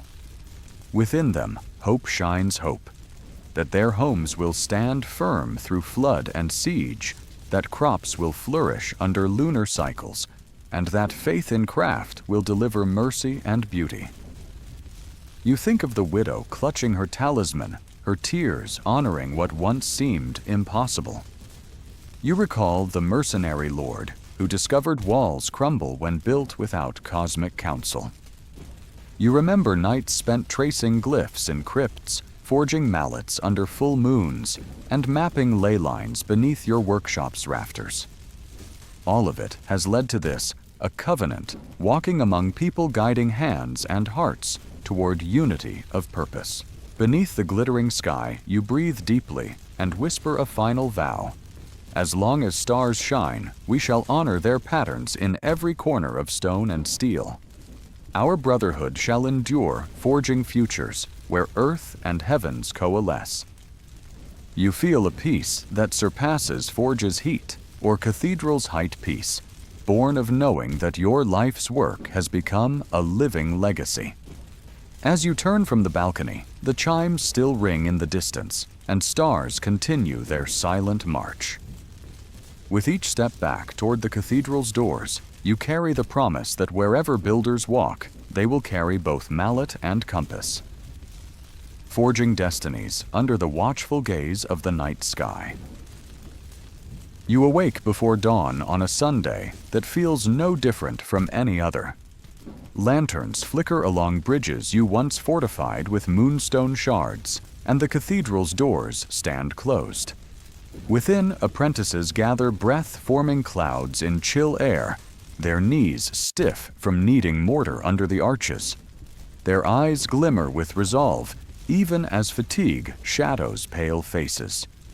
You step onto cold stone, recalling that yesterday's tasks yielded keystones bearing Neptune's symbol to calm river tides. Today, you must continue without pause. Outside, a chill mist swirls through the square. You direct a team to gather timber for scaffolding at the riverbank, where spring floods have undermined support columns. Grain wagons wait to cross. Merchants cannot pause their trade. You instruct apprentices to set planks aligned to true north under Orion's belt, ensuring strength endures. Hammers ring against timbers, and whispered chants blend scripture with star lore Polaris, guide our beam that our reach holds firm. By midday, the scaffolding stands sturdy, and you dispatch villagers to carry lime and stone for repair. Returning to the cloister, you kneel beneath chapel arches, where new glyphs await carving. Sunlight filters through narrow windows, illuminating worn pallor on Pleiades and Orion's carvings. You press mallet and chisel to stone etching Neptune's glyph for calm waters, sealing mortar and magic in each keystone. Parents pass by lips moving in silent prayer as they glimpse stars carved beneath vaulted ceilings. You stand back, hands aching to admire arches now whole again, and the chapel echoes with restored harmony. In the early afternoon, you descend into the baptistery beneath the north transept. A baptismal font stands bare awaiting cosmic consecration. Parents clutch infants, their faces alight with hope. You carve Mercury's glyph for wisdom into the font's rim, then press Mars's symbol for strength beside it, each strike crisp as an echo of destiny. With reverence, you pour water blessed by the bishop into the font's basin. Apprentices watch breath steady as river currents, as drops ripple across water-meeting stone. Then you anoint each infant with water that flows through glyphs inscribed with Pleiades above the basin. Late afternoon, you return to the forge where gate hinges for the cloister entrance require final tempering. Novices inside study scripture. Beneath colonnades you built even on feast days. Flames roar as you stoke coals until they glow with a blue ribbon of heat. You lift iron plates, edges red hot and pliable, and plunge them into oil infused with crushed quartz. Steam hisses like distant thunder, signaling transformation. Apprentices catch sparks like fireflies as they blast lanterns to guide your craft. You hammer each hinge until every curve aligns under lunar phases, ensuring gates open with celestial grace. As dusk settles, you enter the nave, where novices kneel for vespers beneath arches you carved for acoustic resonance. Organ pipes murmur soft chords, coalescing under stone ceilings into a celestial hymn. Priests chant psalms alongside verses from the Onera Critica, pairing sacred text with star lore. You slip into shadows, ensuring each doorframe bears Mercury's glyph, so wisdom guides every decision within. Pilgrims pass by crosses, held tight, casting glimpses of devotion in torchlight. Yet your work continues unyoked from worship devoted to labor that demands more than an hour's rest. Night deepens, and you step outside to check lanterns along the river. Fishermen navigate currents by torchlight, guided to safe passage by moonstone embedded in brackets you installed. They call out thanks as they steer boats past hidden shallows. In distant abbeys, scholars pore over glyphs you carved into manuscript margins, studying cosmic influences on liturgical seasons. Though holy hours prevail within walls, labor never rests. From sword forging to font carving, each task remains bound to purpose until dawn. Near midnight, you descend into the crypt, where ancient masons' oaths still glow faintly under torch flame. Apprentices stand at attention, hands clasped around chisels, tempered beneath a waxing moon. You kneel before basalt walls, carved with oaths older than memory, and inscribe fresh glyphs. Aries for courage in trials ahead. Libra for balance beneath storm and stress. Sagittarius for vision, guiding distant towns to stability. Each glyph takes shape as sparks drift upward like silent prayers. The crypt's hush reverberates under the weight of devotion and duty, reminding all that no hour is free when stone must stand eternal. Your final task before dawn awaits at a hermitage chapel perched on cliffs where pilgrims will assemble for a feast that falls on a Monday this year. Standing at the workshop door, you lift hammer and chisel one last time, tasting frost on your lips. Beneath slate tiles, you carve glyphs of Capricorn to steady eaves against mountain winds. You slip lead bindings beneath eaves, carved with lunar symbols to channel storm energy away. Hands numb, but guided by purpose, you complete the inscriptions as distant church bells begin their matins summoning villagers to worship, while you finish labors unceasing.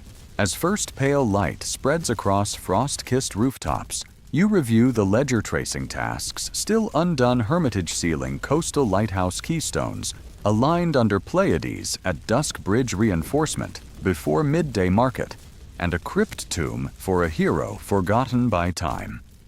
No day off exists when every community depends on cosmic harmony. You fetch a lantern to light apprentices' descent, pressing compass and mallet into their hands. Their eyes shine with devotion despite weariness as they disperse across dawn's pale glow to tasks that never wait for holy reprieve. You step into the cathedral's nave, where sunlight now filters through stained glass, casting astral hues on flagstones. Pilgrims kneel in pews, their prayers a soft chorus beneath vaulted ceilings you shaped with both stone and star. You kneel at a side altar, and place mallet and compass upon polished limestone. You whisper a final prayer of gratitude to constellations that never rest and stone that demands service. In this brief hush before the day begins, you know that rest belongs to those who dream. May our unity of craft and cosmos guide all who seek purpose in creation. You awaken as the first rays of dawn illuminate stained glass mosaics, splashing light across space. Silence envelops you, but memories of yesterday's work echo in every arch. You stand and recall apprentices who departed at sunrise, each carrying the covenant between earth and sky to distant hamlets. Their faces dusted with mortar, and hope remain etched in your mind even as you move across floors. Descending to the crypt, you find torches sputtering against walls carved with oaths older than memory. Basalt blocks beneath hold glyphs. You inscribed Aries for courage, Libra for balance, and Sagittarius for vision. You kneel and trace those symbols, feeling their energies pulse faintly under your fingertips. The meteorite chisel shaped under eclipses and tempered by moonlight lies on a ledge. You cradle it, recalling how apprentices once knelt before these walls to pledge allegiance to craft and covenant. You rise and ascend narrow corridors where frescoes of angels holding compasses and mallets watch you pass. Each scene mirrors your journey from forge's flames to sacred stone. You pause before a mural of novices carving the rose window beneath Orion's belt, and remember teaching them that every tracery arc must echo star patterns so light reaches worshippers with cosmic resonance. The chapel beyond stands empty, but its silent windows glow with promise. In the side courtyard, early spring breezes stir vines that climb limestone walls, each leaf brushing ancient glyphs of Venus and Mars. Beneath these symbols, water spills from a fountain you carved, flowing through channels etched with Neptune's sign to still currents. You kneel at its edge, dip your fingers into the cool pool, and feel cosmic harmony ripple through every drop. Children's laughter drifts from nearby lanes as villagers pause to glance at glyph-adorned thresholds, believing that each carving carries cosmic purpose. By mid-morning, you cross a stone bridge spanning a tributary where currents tumble under arches you fortified with Capricorn's glyph to anchor against mountain winds. Fishermen drift downstream nets, full guided by light glinting off glyph-etched keystones. You remember setting scaffolding aligned to Orion's belt here last year to repair flood-damaged scaffolding that saved grain wagons crossing during thaw. Returning to the cathedral's forecourt at noon, you see the market in full swing. Merchants barter spices and hand-woven cloth. Market women touch glyphs, framing shop entrances, whispering prayers for Venus's favor. Nearby artisans display talismans you forged under harvest moons, each piece bearing Mercury's glyph to guide wisdom. Scholars from abbeys gather on benches you designed for acoustics, sharing illuminated manuscripts, pairing star charts with scripture. Their exchanges recall your early lessons when gathering under torchlight. As afternoon light filters through rose windows, you slip into a silent alcove beneath the choir loft. Organ chords rise, filling vaulted ceilings with a celestial hymn. You kneel, recalling novices kneeling here for Vesper's lips, moving with verses blending psalm and star lore. Sunlight fractures into prisms on stone as you offer gratitude to constellations guiding both craft and spirit. Later, you climb winding stairs to the bell tower's summit. Each step creaks underfoot, bearing stories of storms weathered and spires raised in cosmic harmony. The great bell hangs silent until next Mass, but its bulk reminds you of frequencies forged to resonate with distant stars. At the top, you watch twilight deepen as Orion ascends in the East Pleiades glimmer overhead, and Polaris pulses unwavering.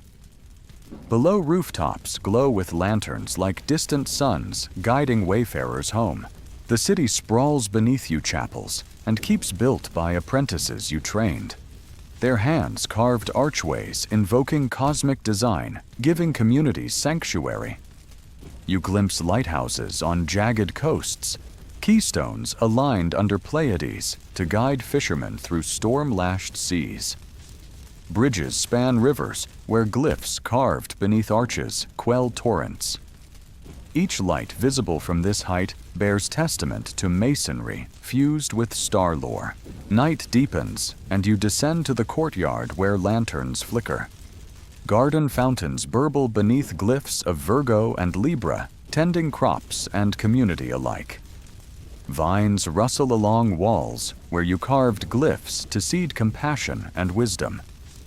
You linger until a stray cat pads under arches, pausing beneath glyphs before vanishing into shadow.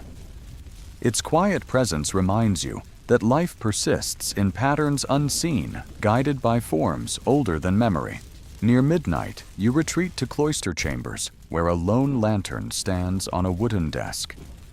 Parchments scatter the surface sketches of distant abbeys. Fortresses perched on ridges beneath Orion's heart.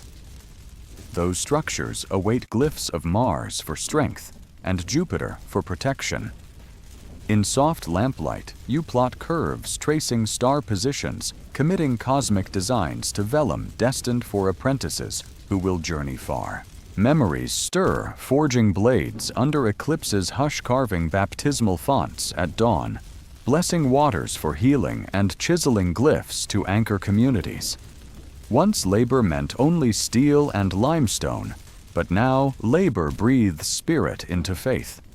The hammer's ring and chisel's scrape became prayers to stars, and glyphs laid foundations that anchored hope.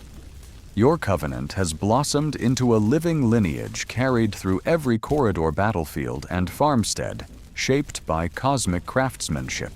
Before sleep, you gather tools. The meteorite chisel, a steel compass, and a small mallet forged under full moon. You place them on a narrow shelf beside tomes of Onirocritica and Picatrix, whose pages whisper cosmic secrets. You run fingertips along their covers, drawing comfort from arcane wisdom that guided first creations. Though solitude reigns in quiet chambers, you feel communion with every soul carrying torch and glyph beyond horizon. Their faith sustains your purpose. You lie upon a narrow cot, lantern's flame flickering low. Overhead, glyphs glow faintly. Venus for compassion, Mercury for wisdom, Jupiter for growth. You close your eyes and see star maps etched in dreams, feel cosmic rhythms cradle you. In hush before dawn, you know that your hands may rest tonight, but the covenant of builders and dreamers will awaken with first light. Communities will rise under cosmic law, and faith sculpted in stone will stand eternal, a bridge between earth and sky. You wake before dawn to a crisp stillness moonlight streaming through the rose window. Today, the Brotherhood's covenant takes formal shape. Apprentices gather in the courtyard, banners draped over shoulders, faces bright with resolve. A low oak table holds the ceremonial mallet, forged under a harvest moon, its head engraved with Jupiter's glyph for growth. Beside it rests the dark meteorite chisel, pitted by history. Lanterns flicker, echoing the promise that stone and sky remain entwined. You remember forging the first talisman beneath a lunar eclipse, feeling sparks that guided you toward destiny. Apprentices carry hope like lanterns against the dark. Their resolve kindles a flame that time cannot extinguish. You gather apprentices in a circle around the fountain, where Neptune's tranquil sign glimmers beneath water. Each kneels, arms outstretched as you lift the mallet. Striking a bronze ring embedded at the fountain's rim produces a resonant tone, filling the air like a heartbeat. Silence follows, and you speak. By this mallet and chisel, we bind craft to cosmic law. From this day, our brothers pledge to shape stone under starlit guidance. Faces reflect torchlight as you hand each apprentice a small vial of lunar ash to dip their tools into before carving. Their hands tremble as they press chisel to stone, knowing each groove will bind them to the order. As dawn warms the sky, you lead them into the nave. Columns carved with glyphs of Mars and Mercury stand ready for new marking. Apprentices carve the sigil hammer and compass entwined within a star onto a basalt slab before the high altar. Sparks fly with each precise strike, echoing through vaults. When the final line emerges, the Brotherhood's emblem stands complete, destined to mark lodges in every region. You step back, hands aching to admire the unified creation. Rising, you unroll a parchment map showing planned lodge sites. Hilltop keeps remote monasteries, coastal watchtowers. Apprentices trace routes by starlight, noting which constellations will guide keystone placement. You stress that each keystone must be laid under precise lunar phases. Misalignment could fracture more than stone. Nods affirm understanding, and each apprentice secures the map within his satchel. Midday finds you in the crypt torchlight, flickering over ancestral runes. Before a basalt monument etched with ancient sigils, you kneel and anoint the new emblem with oil blended from crushed quartz and moonflower extract. Apprentices stand in hushed vigils as you intone. May this emblem guide all who forge beneath its sign. May it bind stone to spirit and hearts to stars. Each apprentice touches the emblem, imprinting its lines on his soul. By afternoon, workshops buzz as apprentices ready talismans. Under tented lantern light, they mix silver with moonstone powder, forging rings embossed with the new emblem. Each ring grants authority to carve emblems and consecrate foundations. You inspect each, ensuring Jupiter's glyph gleams at the core. Satisfied, you nod, and apprentices secure rings in velvet pouches, their soft weight a reminder of responsibility. Late afternoon, you ascend a hill overlooking the town. Lanterns flicker as apprentices depart toward lodges, one at a fortress, whose gate keystone will bear the emblem aligned with Orion's belt.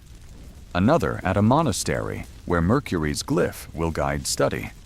You watch until banners vanish beyond distant hill lanterns as distant constellations. Their missions propel the Brotherhood beyond these walls. Night deepens, and you return to the cathedral steps as Vespers begin. Candles glow within priests, chanting psalms interwoven with verses drawn from dream interpretations. You kneel on cool flagstones, fingers brushing the oak where the mallet first rang. The oath echoes in your mind, I pledge to uphold balance of earth and sky.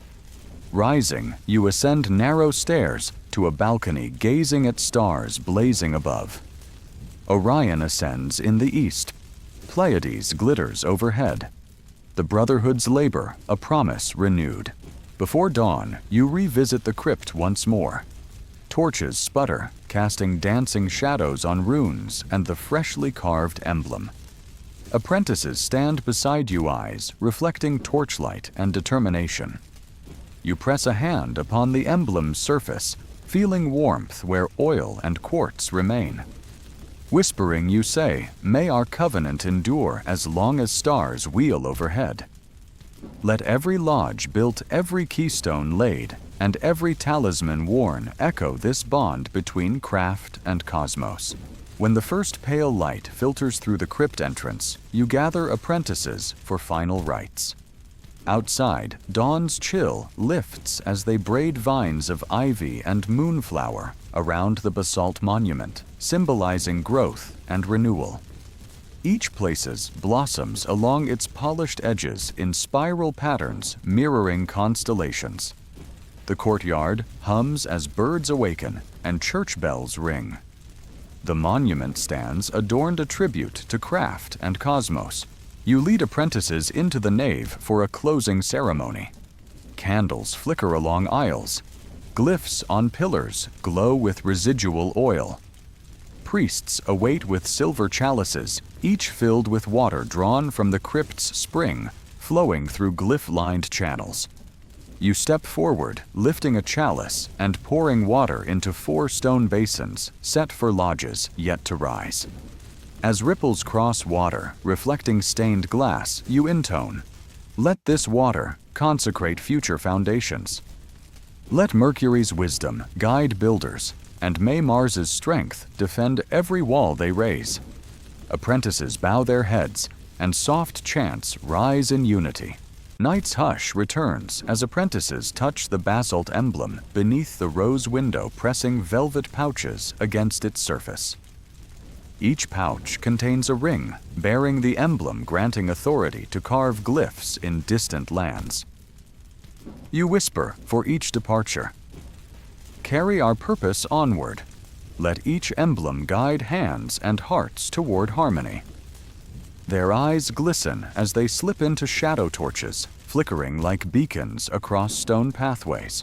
You remain on the steps, watching constellations wheel across sky torches, flicker in distant lanes.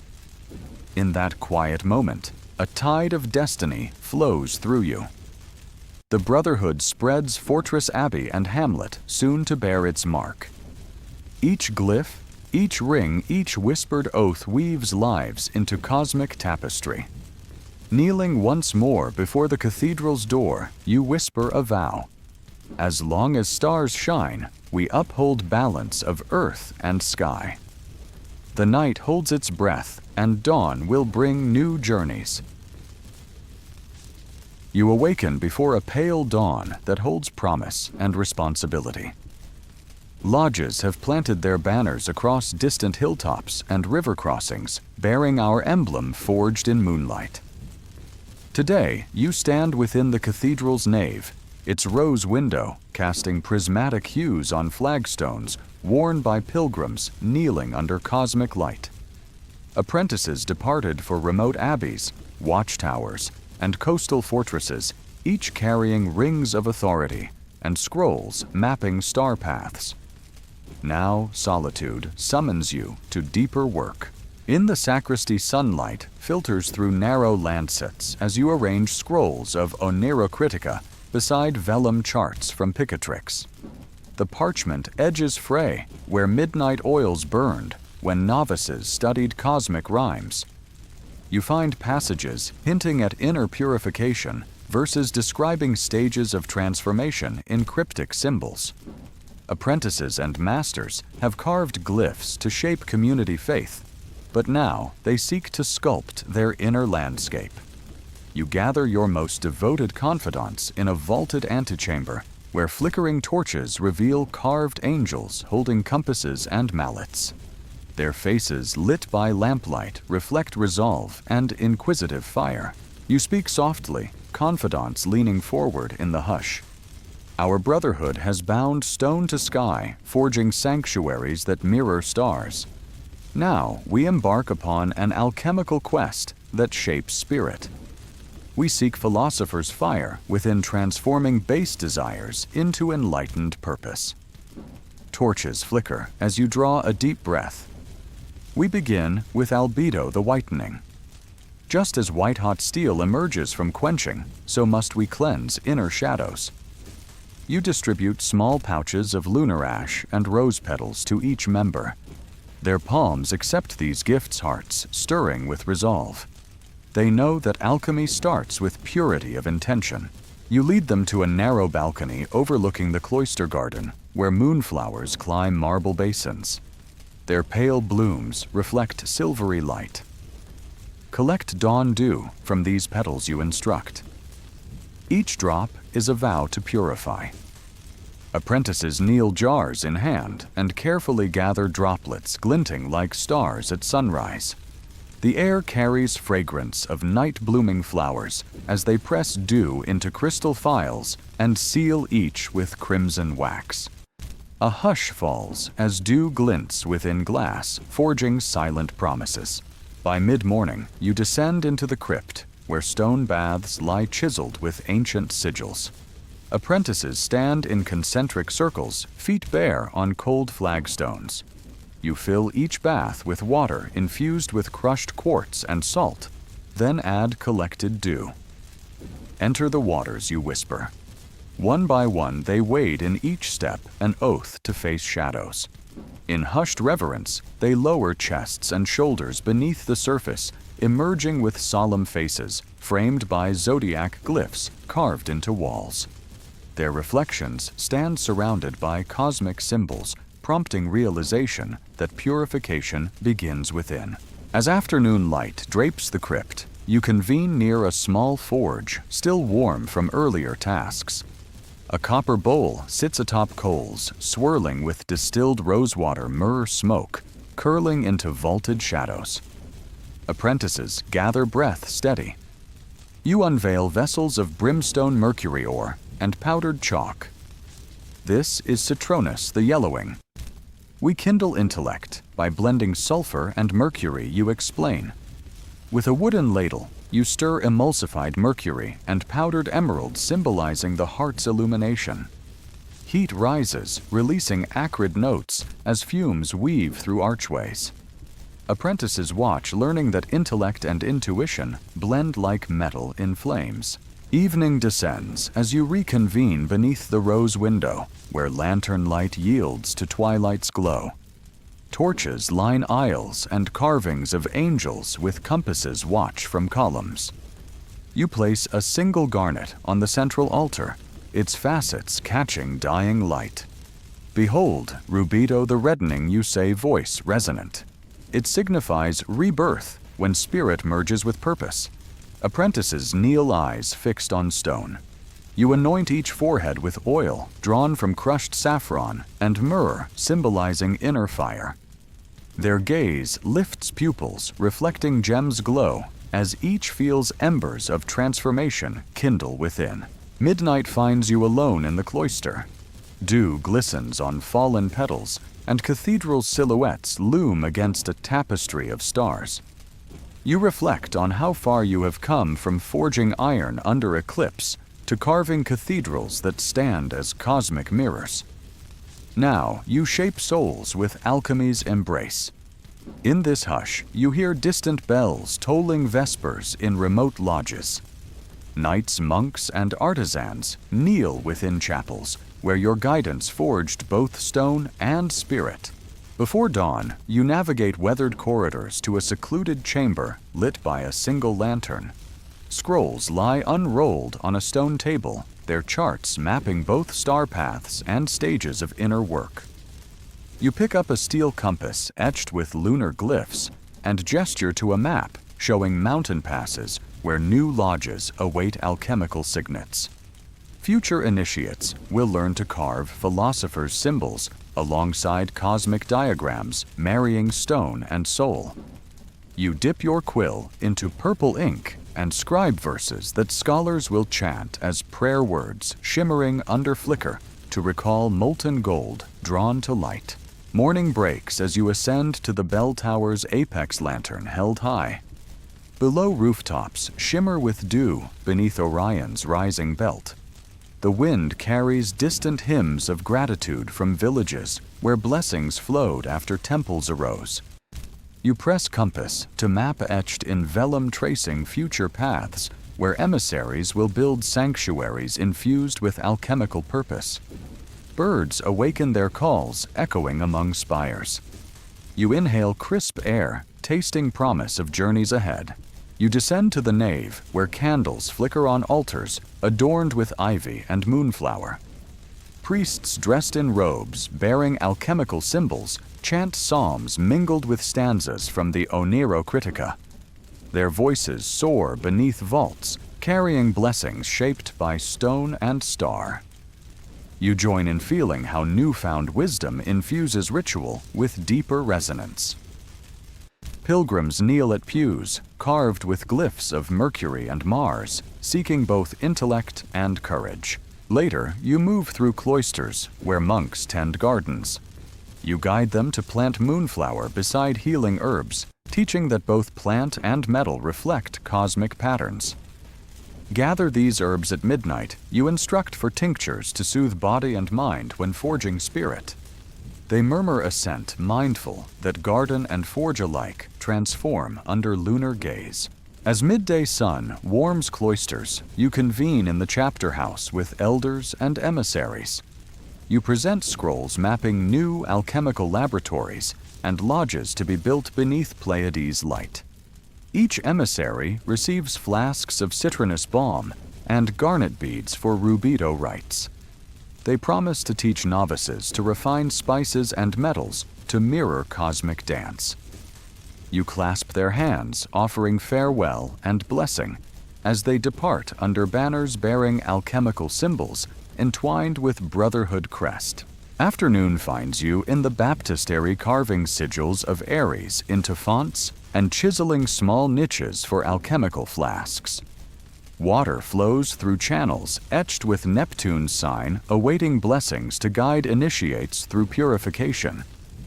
You trace glyphs that will reflect sunlight through stained glass, illuminating waters with patterns of cosmic light. Evening gathers as you oversee forging of ceremonial chalices from silver and inlaid lapis, each bearing star charts and planetary symbols. Apprentices hammer delicate rims to achieve harmony of note and form. The chalices will hold consecrated waters for rubido ceremonies in remote chapels, uniting high ritual with cosmic symmetry. Night drapes the cloisters in velvet, and you return to the crypt where ancient masons carved the first oaths. Torches sputter as you update glyphs, adding philosophers' symbols entwined with zodiac signs. Each groove you etch resonates like a whisper of future covenant. A hush passes among novices that tomorrow's initiations will mark culmination of alchemical journey. Before dawn breaks, you kneel at a side altar beneath a lofty crossbeam. A single candle glows.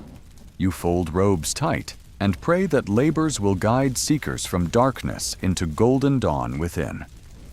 The candle flickers as final hours pass, and in stillness you sense that the Brotherhood now stands poised on the threshold of new enlightenment. Those carved stones and forged talismans across the realm will shape not only sanctuaries, but souls seeking cosmic unity. With one last prayer, you close your eyes and rest lantern glowing, knowing that tomorrow the alchemical work begins anew. You awaken before dawn, senses tingling with anticipation. The crypt's ancient glyphs pulse faintly beneath torchlight, echoing last night's rites. Today, you gather initiates who completed alchemical trials, each bearing lunar ash and dew for transformation. You assemble them in the nave banners of compass and hammer, entwined with stars draped over shoulders. Lanterns cast gentle light on faces reflecting resolve. You ascend steps behind the high altar where the Brotherhood's emblem glints in basalt. You light a brazier and set a copper bowl with distilled rosewater atop warming coals. Vapors swirl perfuming air with honeyed scent. Beside the bowl rests powdered citrine and azure lapis tied to heart and intellect. You dip a silver ladle into rosewater and stir in minerals until tincture glows like dawn. You dip each initiate's disc into this mixture, binding metal with essence of inner purity. Discs shimmer as they absorb hues of light, soon to filter through stained glass. As dawn warms the nave, you lead them to an alcove where a tapestry depicts twin eagles clutching compasses and hammers beneath starlit heavens. You instruct initiates to trace the emblem onto parchment, guiding strokes, until lines flow like constellations. Sparks fly from chisels as they carve small wooden emblems, rehearsing the Brotherhood's sign to be sewn into banners. By midday, you descend to the crypt where stone baths await. Water from mountain springs infused with quartz and lunar dew fills each basin. Initiates stand in circles shoulders level with glyphs carved into walls, Aries, Libra, Sagittarius. You pour distilled rosewater into baths. A hush falls as each immerse disc, watching bubbles form around symbols now kissed by cosmic truth. Faces emerge, solemn and resolute. Later, you convene apprentices in the cloister garden, where moonflowers climb marble basins. Sunlight filters through vines. You distribute small jugs of tincture and powdered saffron. This is rubedo, the reddening you explain. It signifies rebirth when spirit and purpose merge. Each receive saffron-laced tincture to anoint forehead and palms. Skin glows, golden as droplets absorb light. You guide them beneath a stone arch, carved with the emblem closing eyes as tincture soaks in. Afternoon finds you atop a hill overlooking distant lodges. You unfurl scrolls marking future sites, Fortress on Cliffs Abbey, at Riverside Workshop in Mountain Hamlet. Maps show constellations aligned above. You trace lines with compass indicating precise lunar phases for foundation ceremonies. Initiates listen nodding as they fold maps into satchels. You gift each a talisman, a bronze frame, holding an emblem disc containing quartz and lapis sealed inside. Evening returns you to the nave as candles flicker beneath the rose window. Priests chant psalms interwoven with verses from Onerocritica. The ritual echoes beneath vaults, blending sacred text and star lore. You kneel before the high altar disc in hand. By compass and hammer star and stone, we consecrate new lodges to cosmic harmony. You place your disc on the altar. Initiates follow, laying theirs beside yours. Discs hum softly, as if awakened by collective intent. Night deepens, and torchlight guides you to the bell tower's summit. The great bell hangs, poised. You strike it with the ceremonial mallet. The clang resonates like a heartbeat through town. Stars wheel overhead. Pleiades shimmer. Polaris glows, steadfast. Ring forth our purpose, you murmur. Let each toll remind hearts to seek unity between earth and cosmos. You descend as echoes fade. Before dawn, you return to the crypt. Torches flicker on runes.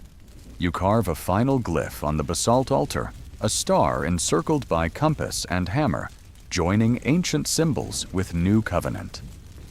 Sparks drift like fireflies as chisel meets stone. The crypt exhales, acknowledging this mark as culmination of trials and promise. When first light filters through the crypt entrance, initiates gather as birds awaken. You present each with a silver-bound ledger listing brethren names and lodge sites. Inscribe your names upon these pages, you say. Let future generations record deeds that bind craft and cosmos. Each lays disc on parchment, imprinting lineage into memory and metal. A hush follows as ink flows and quill scratches parchment. With morning warmth, you lead them to the cloister garden where soil lies tilled. You distribute seeds of rose and lavender oak saplings and moonflower seedlings. Plant these, you instruct, and may your growth mirror our order's roots and branches. Apprentices kneel hands in earth, sowing seeds in spiral patterns, echoing star clusters. As their fingers brush soil, sun glints on discs worn around their necks. The garden hums with promise. Later, you guide initiates to a lantern-lit chamber where chalices of silver and lapis await. Each bears star charts and planetary symbols. You pour consecrated water into vessels. Initiates sip eyes glowing.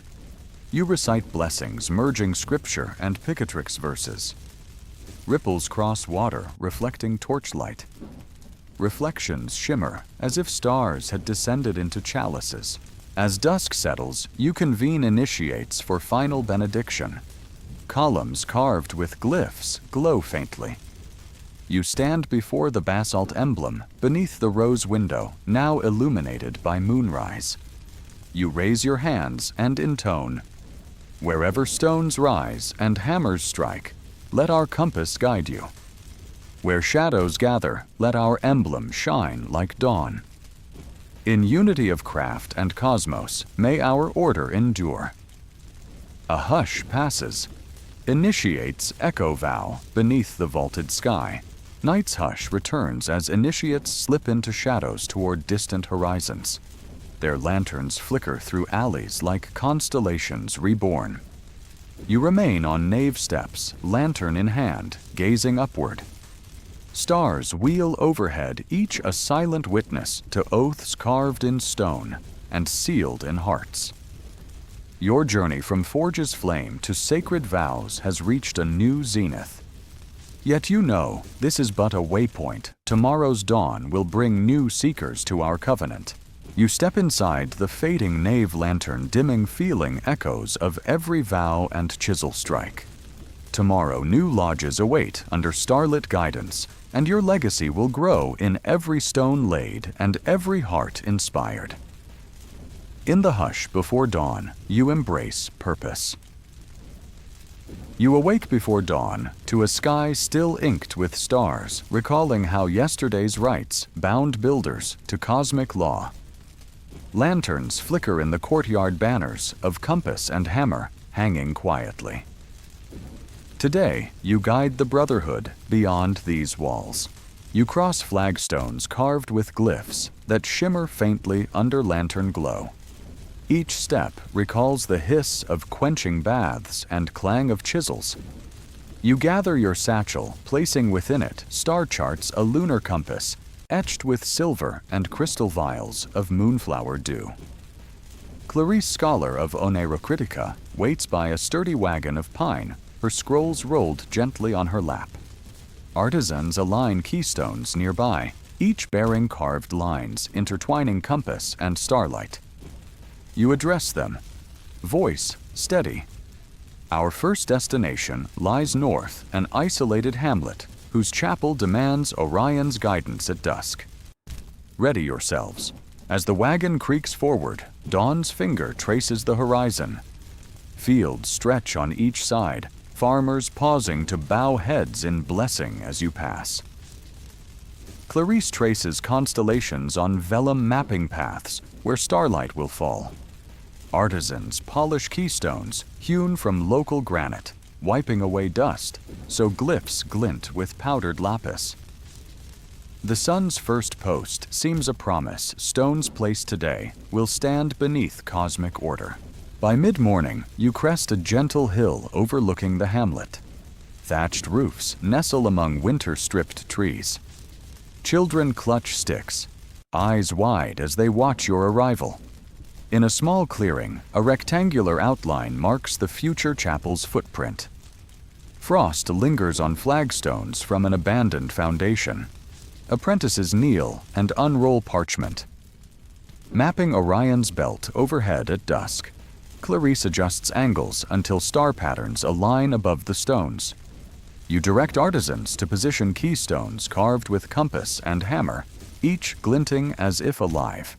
The noon sun warms the earth as artisans raise rough limestone walls. Mortar infused with crushed quartz and moonflower dew glues. Stones together. You recall how each glyph and keystone laid elsewhere stabilized walls and hearts. Villagers arrive bearing bread and goat's milk, offering gratitude for cosmic blessings. You bow respectfully, eyes reflecting their hope. By afternoon, roof rafters hewn from pine stand ready. Apprentices raise each beam, carving grooves to fit like measured chords. You recall nights spent guiding them under starlight, teaching that every curve must echo constellation's rhythm. Now they split logs with practiced chisels, forming a framework that will channel moonlight through carved openings at dawn. As dusk deepens, you ascend wooden scaffolding to stand beneath the central arch. Apprentices hold torches low, allowing Orion's belt to emerge above forest edge. A hush falls as villagers gather, faces upturned. Clarice whispers a chant from Oneirocritica, blending scripture and star lore. When Orion's third star aligns above a pale beam, pierces carved channels in the keystone, scattering prismatic shards on the earthen floor. The keystone hums as if awakened by starlight's touch. You step forward and strike a bronze chime with your ceremonial mallet. Its tone echoes like a heartbeat through gathered souls. You intone softly. By compass and hammer star and stone, we consecrate this chapel to cosmic harmony. Light bursts into facets, and villagers bow in awe. Night settles while lanterns drift like will-o'-the-wisps. Clarice recites verses blessing water and hearth, as villagers join in silent prayer, faith and craftsmanship merging. In that hush, you see that this chapel will stand not only as stone and mortar, but as a beacon binding fallen hearts to cosmic hope. Before dawn, you rise and prepare for the river valley. You bless small jars of water infused with moonflower dew, instructing apprentices to pour mixtures into cracked stones. Their lanterns sway as you descend slopes, banners trailing like constellations in motion. Dawn's glow warms a road misted by cool currents. Fields give way to a swift river whose banks bear scars from winter's floods. Villagers await near a collapsed bridge, worry etched on their faces. You kneel beside the cracked keystone carved with Neptune's sign. Recalling past rites, you pour water into fissures. Steam hisses as glyphs' lines catch moonflower essence. You lift fragments, instructing apprentices to carve replacements from rock quarried upstream. Each new keystone bears carefully etched glyphs designed to guide currents beneath arch-soothing torrents instead of battling them. Under midday sun, artisans haul new keystones into place. You stand ankle-deep in chilled water, guiding final alignment so flow passes through carved channels. When the last stone locks, ripples spread in measured arcs across sunlit surface. You strike a bronze chime, its resonance shifting currents into hushed songs. By compass and hammer star and water, we bind this bridge to cosmic peace you pronounce. Echoes drift across waters, stirring moss-laden banks and calming hearts. At night, villagers light lanterns along the restored span. Each lantern hangs from a pillar where carved glyphs now glow with borrowed radiance. Ferrymen cross confidently nets, full grateful for safe passage. Clarice reads verses, praising water as mirror of stars, guiding souls toward new beginnings. Before dawn, you ready for a forest lodge perched on rugged cliffs. Wagons creak through woodlands where ancient oaks sway in dawn breeze. Apprentices follow tracing beams of first light, filtering through high canopies. You recall nights spent carving crypt glyphs by torchlight, teaching that each incised curve must echo cosmic patterns. Now those apprentices envision sanctuaries rising from forest glades, each stone carved beneath Pleiades' watchful gaze. Midday brings you to a clearing where fragrant pine meets horizon. Fallen logs yield timbers for chapel walls. Under a canopy of swaying branches, you kneel on a bedrock dais, etched faintly with ancient runes. Apprentices stand brandishing chisels and mallets. Clarice spreads parchment mapping Pleiades at twilight. We set this foundation under Pleiades' brightest star, you instruct. Then these walls will stand as cosmic mirrors. They nod carving glyphs of Mercury and Mars into beams and stones, each incision a promise. As afternoon wanes, artisans fit roof beams carved with spiral glyphs that will channel moonlight through future openings. Mortar mixed with crushed quartz seals, initial courses of stone forging walls destined to cradle prayers. You recall how earlier sanctuaries rose under lunar glow. Now, this forest chapel will rise under woodland watchers. At dusk, you ascend a ladder to unfinished arch, holding lantern high. Pleiades emerges glowing beyond treetops.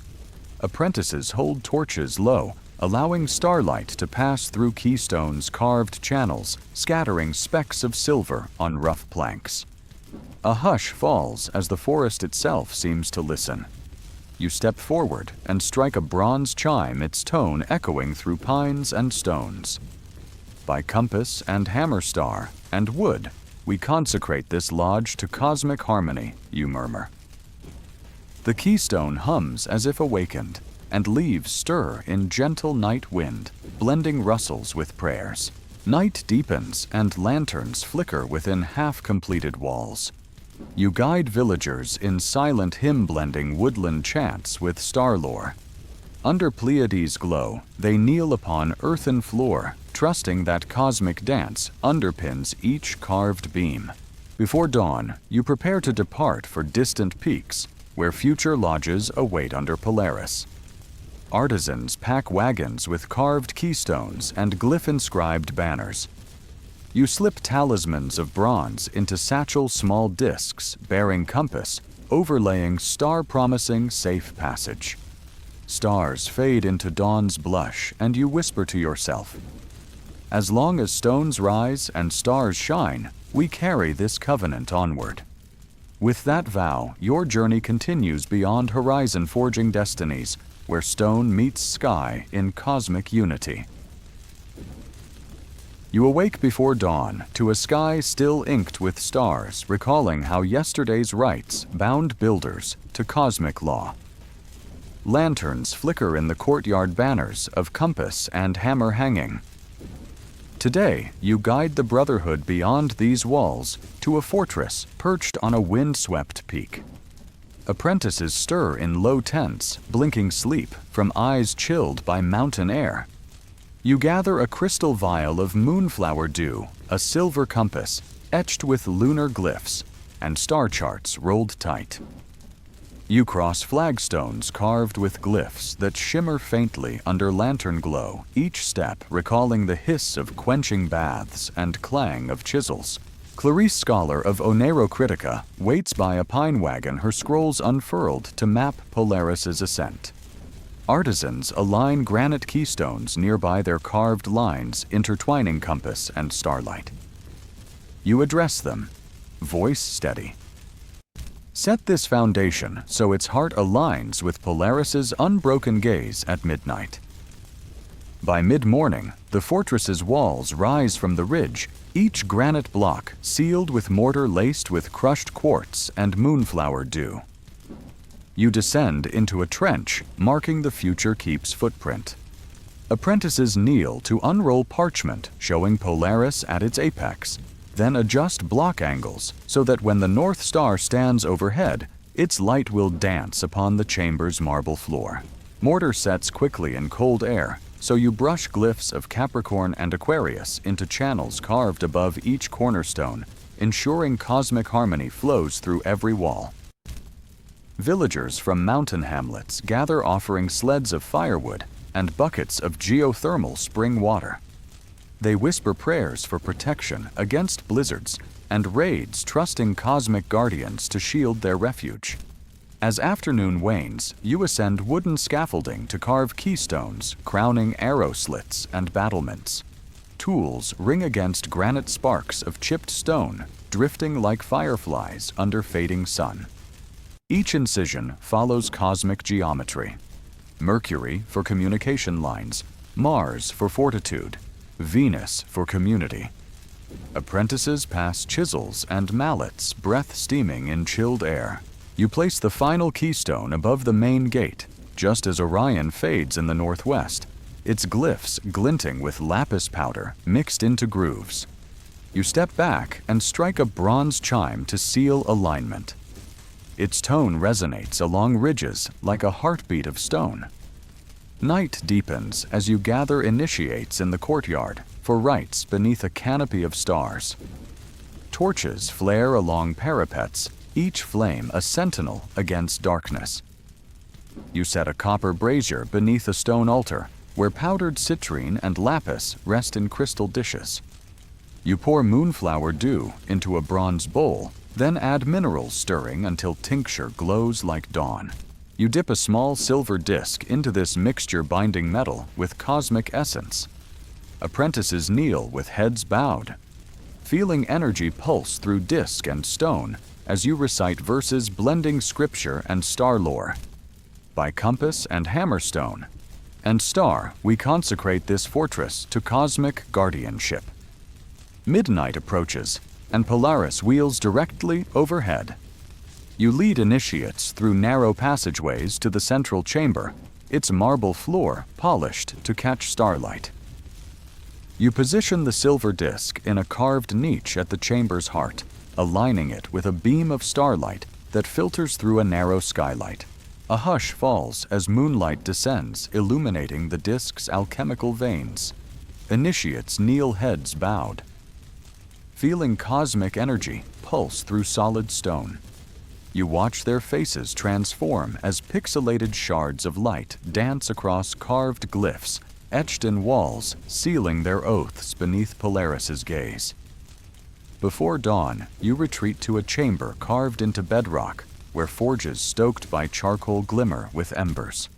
Apprentices tend coals, and you forge a protective talisman, a small iron plate inlaid with crushed garnet and quartz.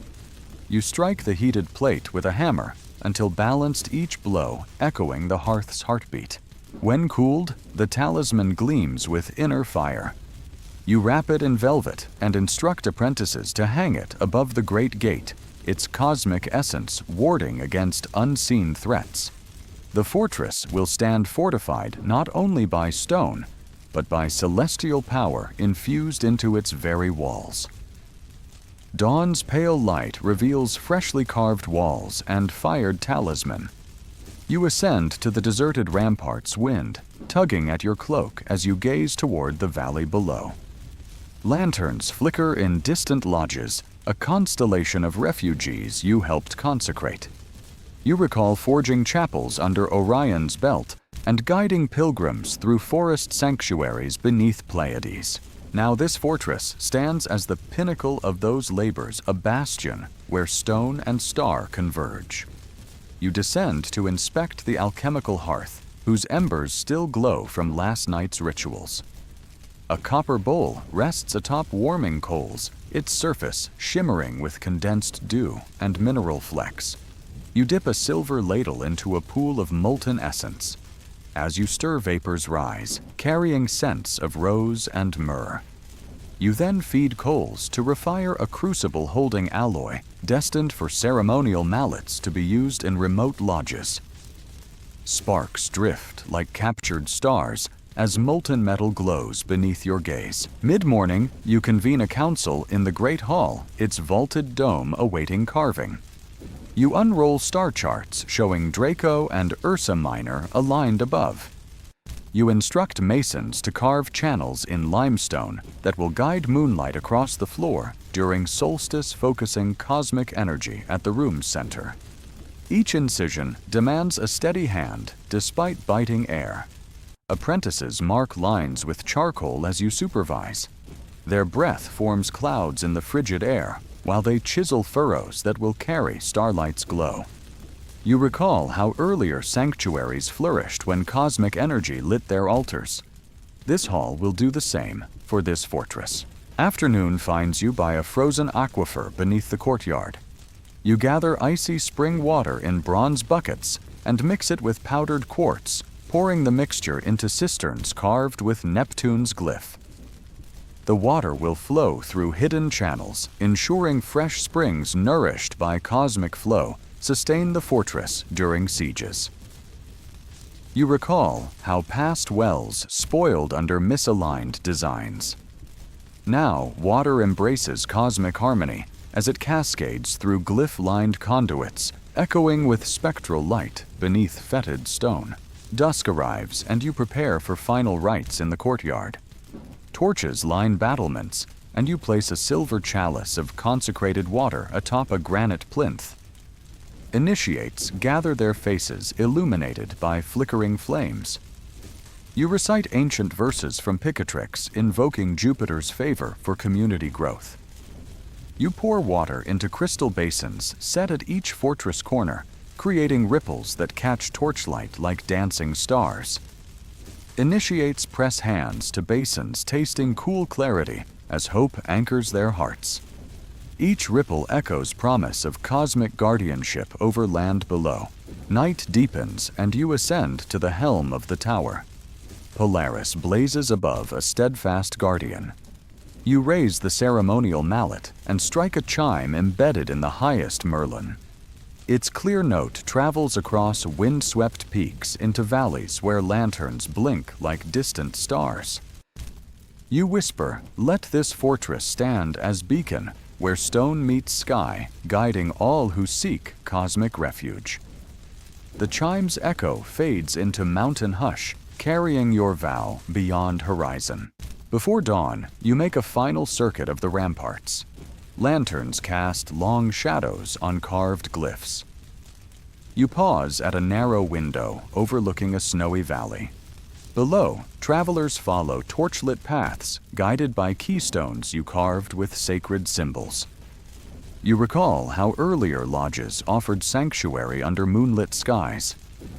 Now this fortress will weather storms and sieges, its stones imbued with cosmic harmony. You press a gloved hand to granite-feeling tremors of destiny beneath cold air. Each keystone hums with the rhythm of stars, a silent promise etched in rock. When day breaks, you descend to greet new arrivals, pilgrims, guards, and masons eager to serve under cosmic order. You sense each life here carries promise of renewal beneath Polaris's steadfast light. You lead them to the central chamber, where the hearth's embers still glow, guiding them into shared purpose. You whisper, "As long as stars shine, our covenant endures." You feel the fortress breathe with cosmic life under endless sky.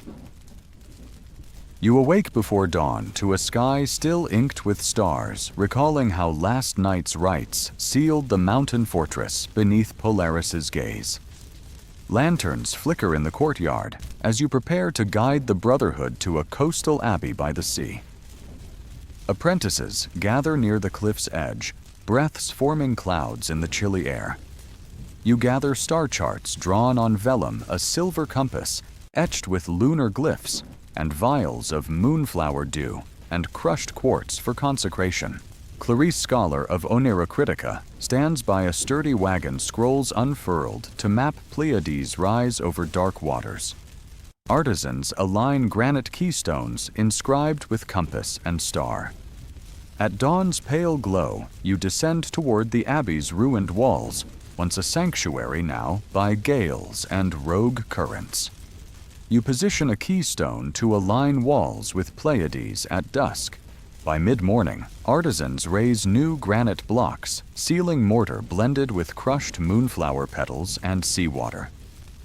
You direct efforts to carve glyphs of Neptune at foundation level, where tides lap, ensuring each wave resonates with cosmic harmony rather than erode stone. Villagers arrive with prayers for calm seas. You bow to them, then guide apprentices to chisel carved curves. Later, you ascend wooden scaffolding to carve keystones for arched doorways. Sparks drift like embers under fading sun as chisels ring against granite. Each incision follows cosmic geometry. Venus's sign for compassion, Mars's symbol for resilience. The abbey's walls rise each course, echoing cosmic purpose. As dusk falls, you stand beneath a half-built arch, awaiting Pleiades' emergence above rolling waves. Torches line the parapets, illuminating carved glyphs of Neptune, dusted with lapis powder. The constellation appears as promised stars glimmering above the sea. You step forward and strike a bronze chime to seal alignment. Its resonance drifts on the salt-laden breeze, weaving with waves' roar. You intone softly, "By compass and hammerstone," and see we consecrate this abbey to cosmic guardianship. A hush falls as torchlight flickers and villagers kneel in reverence. Night deepens as you lead initiates through aisles where moonlight now filters through carved openings. You guide them to a crypt beneath the altar, where a hidden channel collects tide-washed water. You pour moonflower dew and crushed quartz into its basin, chanting verses that invoke Jupiter's favor for abundance. Initiates kneel tasting salt on fingertips, feeling cosmic energy pulse through stone as water ripples beneath their hands. Before dawn, you prepare to reach a river delta where currents meet the sea, guiding apprentices along a narrow, pine-lined path. Dawn's glow illuminates distant waves, recalling fortress walls under Polaris's light and abbey arches under Pleiades' promise. By mid-morning, you arrive at a collapsed bridge spanning a swollen river mouth. Villagers stand nearby, concerned that floods will cut them off. You kneel by a cracked keystone of Neptune and pour a mixture of seawater and moonflower dew into its fissures. Apprentices place new granite blocks hewn upstream, ensuring each bears glyphs designed to guide currents beneath arches.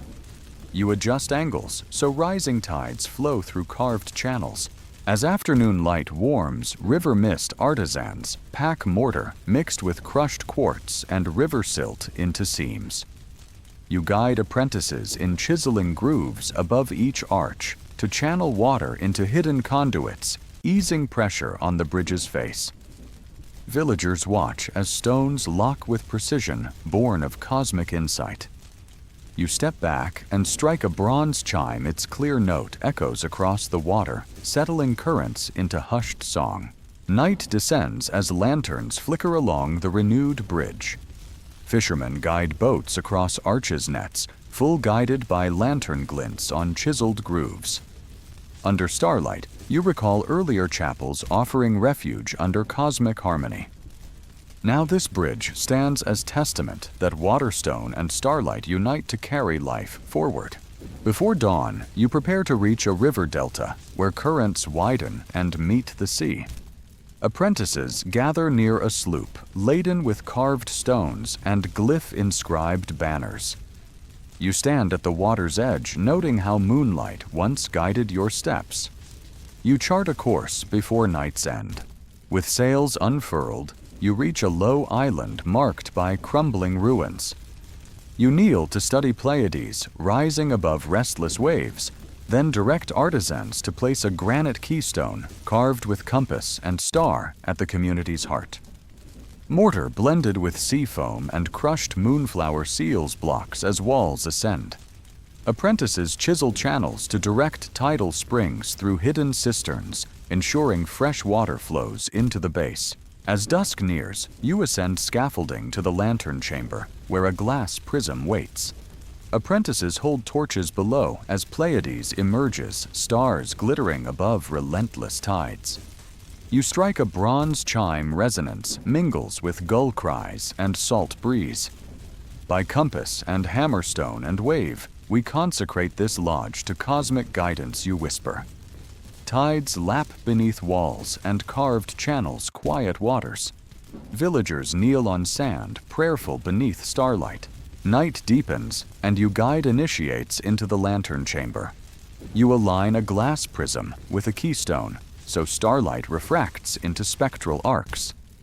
You chant verses blending sacred text and star lore. Initiates kneel faces bathed in spectral glow, feeling cosmic essence pulse within. Before dawn, you descend to a foundation where a silver chalice of consecrated water stands on a driftwood altar.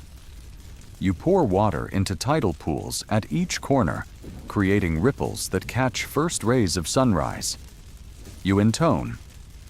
May waters flow in harmony with starlit paths guiding travelers home. Ripples cross the tide pool, shimmering with dawn light. With sunrise, you witness vessels guided by prism light floating across the harbor. Fishermen steer by glints, dancing on waves, while shepherds watch from distant hills. Faith lifted by cosmic insignia from fortress heights to abbey arches. Bridges calm under starlight and lodestones. Guide souls across shifting tides. You stand on sand as the tide recedes and lanterns dim in soft light. Apprentices pack tools. Star charts, rolled silver compass, return to satchel vials, nearly empty. Clarice stands beside you, eyes reflecting the sea's calm and cosmic promise. You whisper our journey carved stone and guided souls forging unity, where earth meets sky and water. Now our covenant extends beyond horizon. With that vow, you turn toward a forested valley where new sanctuaries await.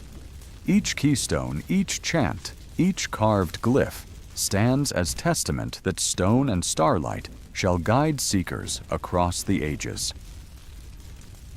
You awake before dawn to a sky still inked with stars, recalling how last night's rites sealed the mountain fortress beneath Polaris's gaze. Lanterns flicker in the courtyard as you prepare to guide the Brotherhood to a coastal abbey by the sea. Apprentices gather near the cliff's edge, breaths forming clouds in the chilly air. You gather star charts drawn on vellum, a silver compass etched with lunar glyphs, and vials of moonflower dew and crushed quartz for consecration. Clarice Scholar of Onero Critica stands by a sturdy wagon scrolls unfurled to map Pleiades' rise over dark waters. Artisans align granite keystones nearby their carved lines, intertwining compass and starlight. At dawn's pale glow, you descend toward the abbey's ruined walls, once a sanctuary now, by gales and rogue currents. You position a keystone to align walls with Pleiades at dusk. By mid-morning, artisans raise new granite blocks, sealing mortar blended with crushed moonflower petals and seawater. You direct efforts to carve glyphs of Neptune at foundation level, where tides lap, ensuring each wave resonates with cosmic harmony rather than erode stone. Villagers arrive with prayers for calm seas. You bow to them, then guide apprentices to chisel carved curves. Later, you ascend wooden scaffolding to carve keystones for arched doorways. Sparks drift like embers under fading sun as chisels ring against granite. Each incision follows cosmic geometry. Venus's sign for compassion, Mars's symbol for resilience. The abbey's walls rise each course, echoing cosmic purpose. As dusk falls, you stand beneath a half-built arch, awaiting Pleiades' emergence above rolling waves. Torches line the parapets, illuminating carved glyphs of Neptune dusted with lapis powder. The constellation appears as promised stars glimmering above the sea. You step forward and strike a bronze chime to seal alignment. Its resonance drifts on the salt-laden breeze, weaving with waves' roar. You intone softly, by compass and hammerstone, and see we consecrate this abbey to cosmic guardianship. A hush falls as torchlight flickers and villagers kneel in reverence. Night deepens as you lead initiates through aisles where moonlight now filters through carved openings. You guide them to a crypt beneath the altar, where a hidden channel collects tide-washed water. You pour moonflower dew and crushed quartz into its basin, chanting verses that invoke Jupiter's favor for abundance. Initiates kneel tasting salt on fingertips, feeling cosmic energy pulse through stone as water ripples beneath their hands. Before dawn, you prepare to reach a river delta where currents widen and meet the sea, guiding apprentices along a narrow pine-lined path. Dawn's glow illuminates distant waves, recalling fortress walls under Polaris's light and abbey arches under Pleiades' promise. By mid-morning, you arrive at a collapsed bridge spanning a swollen river mouth.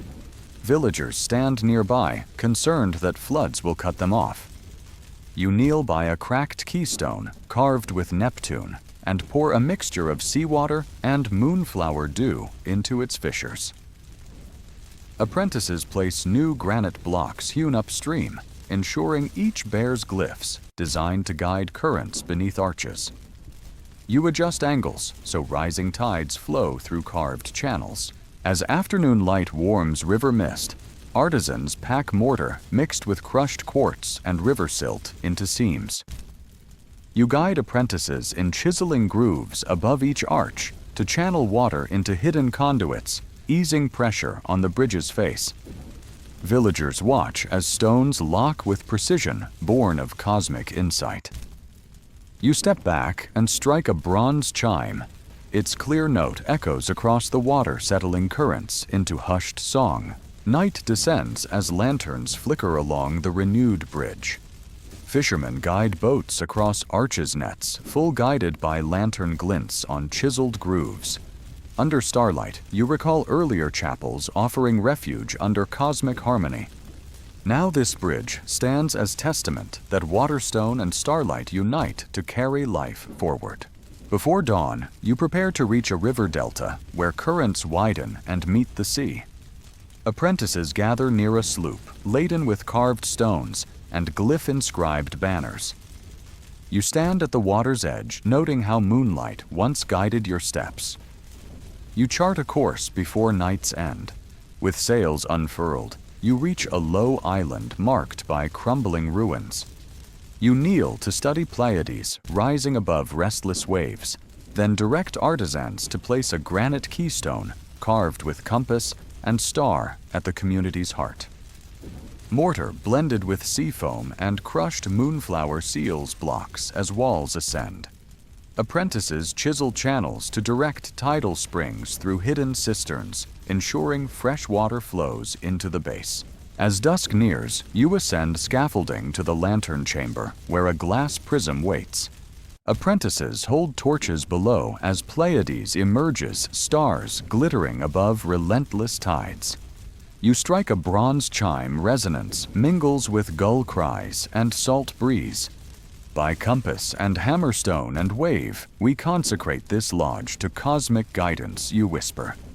Tides lap beneath walls and carved channels quiet waters. Villagers kneel on sand, prayerful beneath starlight. Night deepens, and you guide initiates into the lantern chamber. You align a glass prism with a keystone, so starlight refracts into spectral arcs. You chant verses blending sacred text and star lore. Initiates kneel faces bathed in spectral glow, feeling cosmic essence pulse within. Before dawn, you descend to a foundation where a silver chalice of consecrated water stands on a driftwood altar. You pour water into tidal pools at each corner, creating ripples that catch first rays of sunrise. You intone, "May waters flow in harmony with starlit paths guiding travelers home." Ripples cross the tide pool, shimmering with dawn light. With sunrise, you witness vessels guided by prism light floating across the harbor. Fishermen steer by glints, dancing on waves, while shepherds watch from distant hills. Faith lifted by cosmic insignia from fortress heights to abbey arches, bridges calm under starlight and lodestones. Guide souls across shifting tides. You stand on sand as the tide recedes and lanterns dim in soft light. Apprentices pack tools. Star charts, rolled silver compass, returned to satchel vials, nearly empty. Clarice stands beside you, eyes reflecting the sea's calm and cosmic promise. You whisper, our journey carved stone and guided souls forging unity, where earth meets sky and water. Now, our covenant extends beyond horizon. With that vow, you turn toward a forested valley, where new sanctuaries await. Each keystone, each chant, each carved glyph stands as testament that stone and starlight shall guide seekers across the ages. You awaken before dawn to a sky inked with stars, recalling how yesterday's rites bound sea and stone. Lanterns flicker as you guide the brotherhood to a forest temple among ancient oaks. Apprentices gather beneath trees, breath misting. You gather a silver compass etched with lunar glyphs, a vial of moonflower dew, and parchment star charts. Clarice Scholar of Onerocritica stands by a moss-covered wagon, scrolls unfurled to map Sagittarius's path. Artisans align granite keystones carved with compass and star. At dawn, you lead them along forest paths, each step echoing whispered chants, recalling sanctuaries under Orion. Now this temple demands cosmic insight under leaves. By mid-morning, you reach a clearing where ruined pillars jut from earth. Villagers bring cedar and oak beams. You kneel to unroll parchment mapping Sagittarius's rise. Apprentices trace constellations until the first star hovers above a threshold keystone. You nod and direct artisans to raise walls on foundations etched with glyphs of Capricorn and Aquarius. Mortar mixed with crushed quartz and moonflower dew hold stones. You guide apprentices to carve glyphs of Jupiter and Venus into each block, invoking growth and compassion. As afternoon wanes, you climb scaffolding to carve keystones for arched doorways. Sparks drift like stars as chisels ring against granite, each incision following cosmic geometry. Mercury for wisdom, Mars for strength. Dusk settles as you descend and gather initiates. Torches flare as Sagittarius emerges overhead. You strike a bronze chime at an altar carved with twin eagles clutching compasses. By compass and hammer, earth, and star, we consecrate this temple to cosmic guardianship you intone. Torchlight dances on glyphs of Neptune and Saturn. Night deepens as initiates step inside half-built walls. Moonlight filters through cutouts painting runes on floors. You guide them to a font fed by spring water, channeled through carved conduits. You pour dew and crushed quartz into its basin, chanting verses blending scripture and star lore. Initiates kneel tasting clear water, feeling cosmic energy pulse through stone. Before dawn, you stand by a small forge where apprentices stoke coals. You hold a silver rod and tongs, heating it until heat dances across its length. Sparks crackle as you hammer it into a ring, embossed with the temple's emblem, a compass entwined with star. You quench it in moonflower dew steam, swirling upward like spirits. You polish the lantern frame until it gleams. Morning arrives as you fasten the lantern above the central chamber. You affix a prism to refract starlight. Lanterns await first stars. As sun climbs, you descend to inspect walls where apprentices carve Leo Virgo and Libra reliefs etched to channel lunar glow. Their hands, steady eyes bright, they carve prayers into stone. Afternoon finds you by a river crossing where currents meet forest. You gather water in copper buckets and return to the temple's base. Apprentices kneel in shallows, pouring water around pillars bearing Neptune's glyphs. Water hisses as it fills carved troughs, ensuring the temple remains buoyed by cosmic flow. You recall earlier wells nourished by star-aligned channels. Now this temple's pulse hums beneath starlit patterns. Dusk approaches and you convene initiates where the lantern now hangs. You align a telescope to Polaris's rise above trees. Apprentices gaze upward as North Star emerges, and you instruct them in reading starlight's path. You recite Picatrix verses blending incantation and geometry, solemnly in prayer, blending quietly. Whispering as Polaris stands unwavering, so shall our purpose remain. Initiates repeat this vow under leaves. Night deepens as torches flicker. You extinguish the lantern, letting moonlight flood through cutouts, scattering patterns. Initiates kneel faces bathed in celestial dance. Starlight drifts through prism weaving spectral arcs across glyphs, sealing harmony within walls. Before dawn, you kneel by a silver chalice on a driftwood altar. You pour water into pools at each pillar's base, creating ripples that catch early light like stars. May this temple's waters flow in harmony with starlit paths, guiding seekers home you intone. Ripples shimmer as dawn arrives. With sunrise, villagers gather with offerings, bowls of fruit and water. You offer talismans forged from silver and lapis, whispering carry cosmic harmony within, as stones carry order. They nod gratitude in their eyes. You descend to a chamber beneath the temple, where scrolls of Onera Critica and Picatrix lie open. You add verses, chronicling rites under Sagittarius and Polaris. Clarice stands by lamplight, capturing details. You place a hand on her shoulder, feeling cosmic lineage flow. Afternoon finds you in the clearing, where artisans restore ruins to build a sacred hearth. You hand mortar infused with moonflower dew to masons guiding hands to smooth mortar between stones chiseled with glyphs. As mortar sets pillars stand on dew and quartz, mirroring cosmic order in form and spirit. Dusk settles, and you address villagers, initiates, and apprentices within temple walls. Lanterns glow as you speak. From seashores to forests, our covenant carved stone and guided souls. This forest temple stands as testament that cosmic harmony endures beneath stars. A hush follows, broken by an owl's call. Night falls as you step into the inner sanctum where lantern and moonlight converge on the altar. You kneel solemnly in prayer, blending scripture and cosmic lore, quietly binding faith and craft. The temple breathes beneath vaulted beams, alive with cosmic pulse.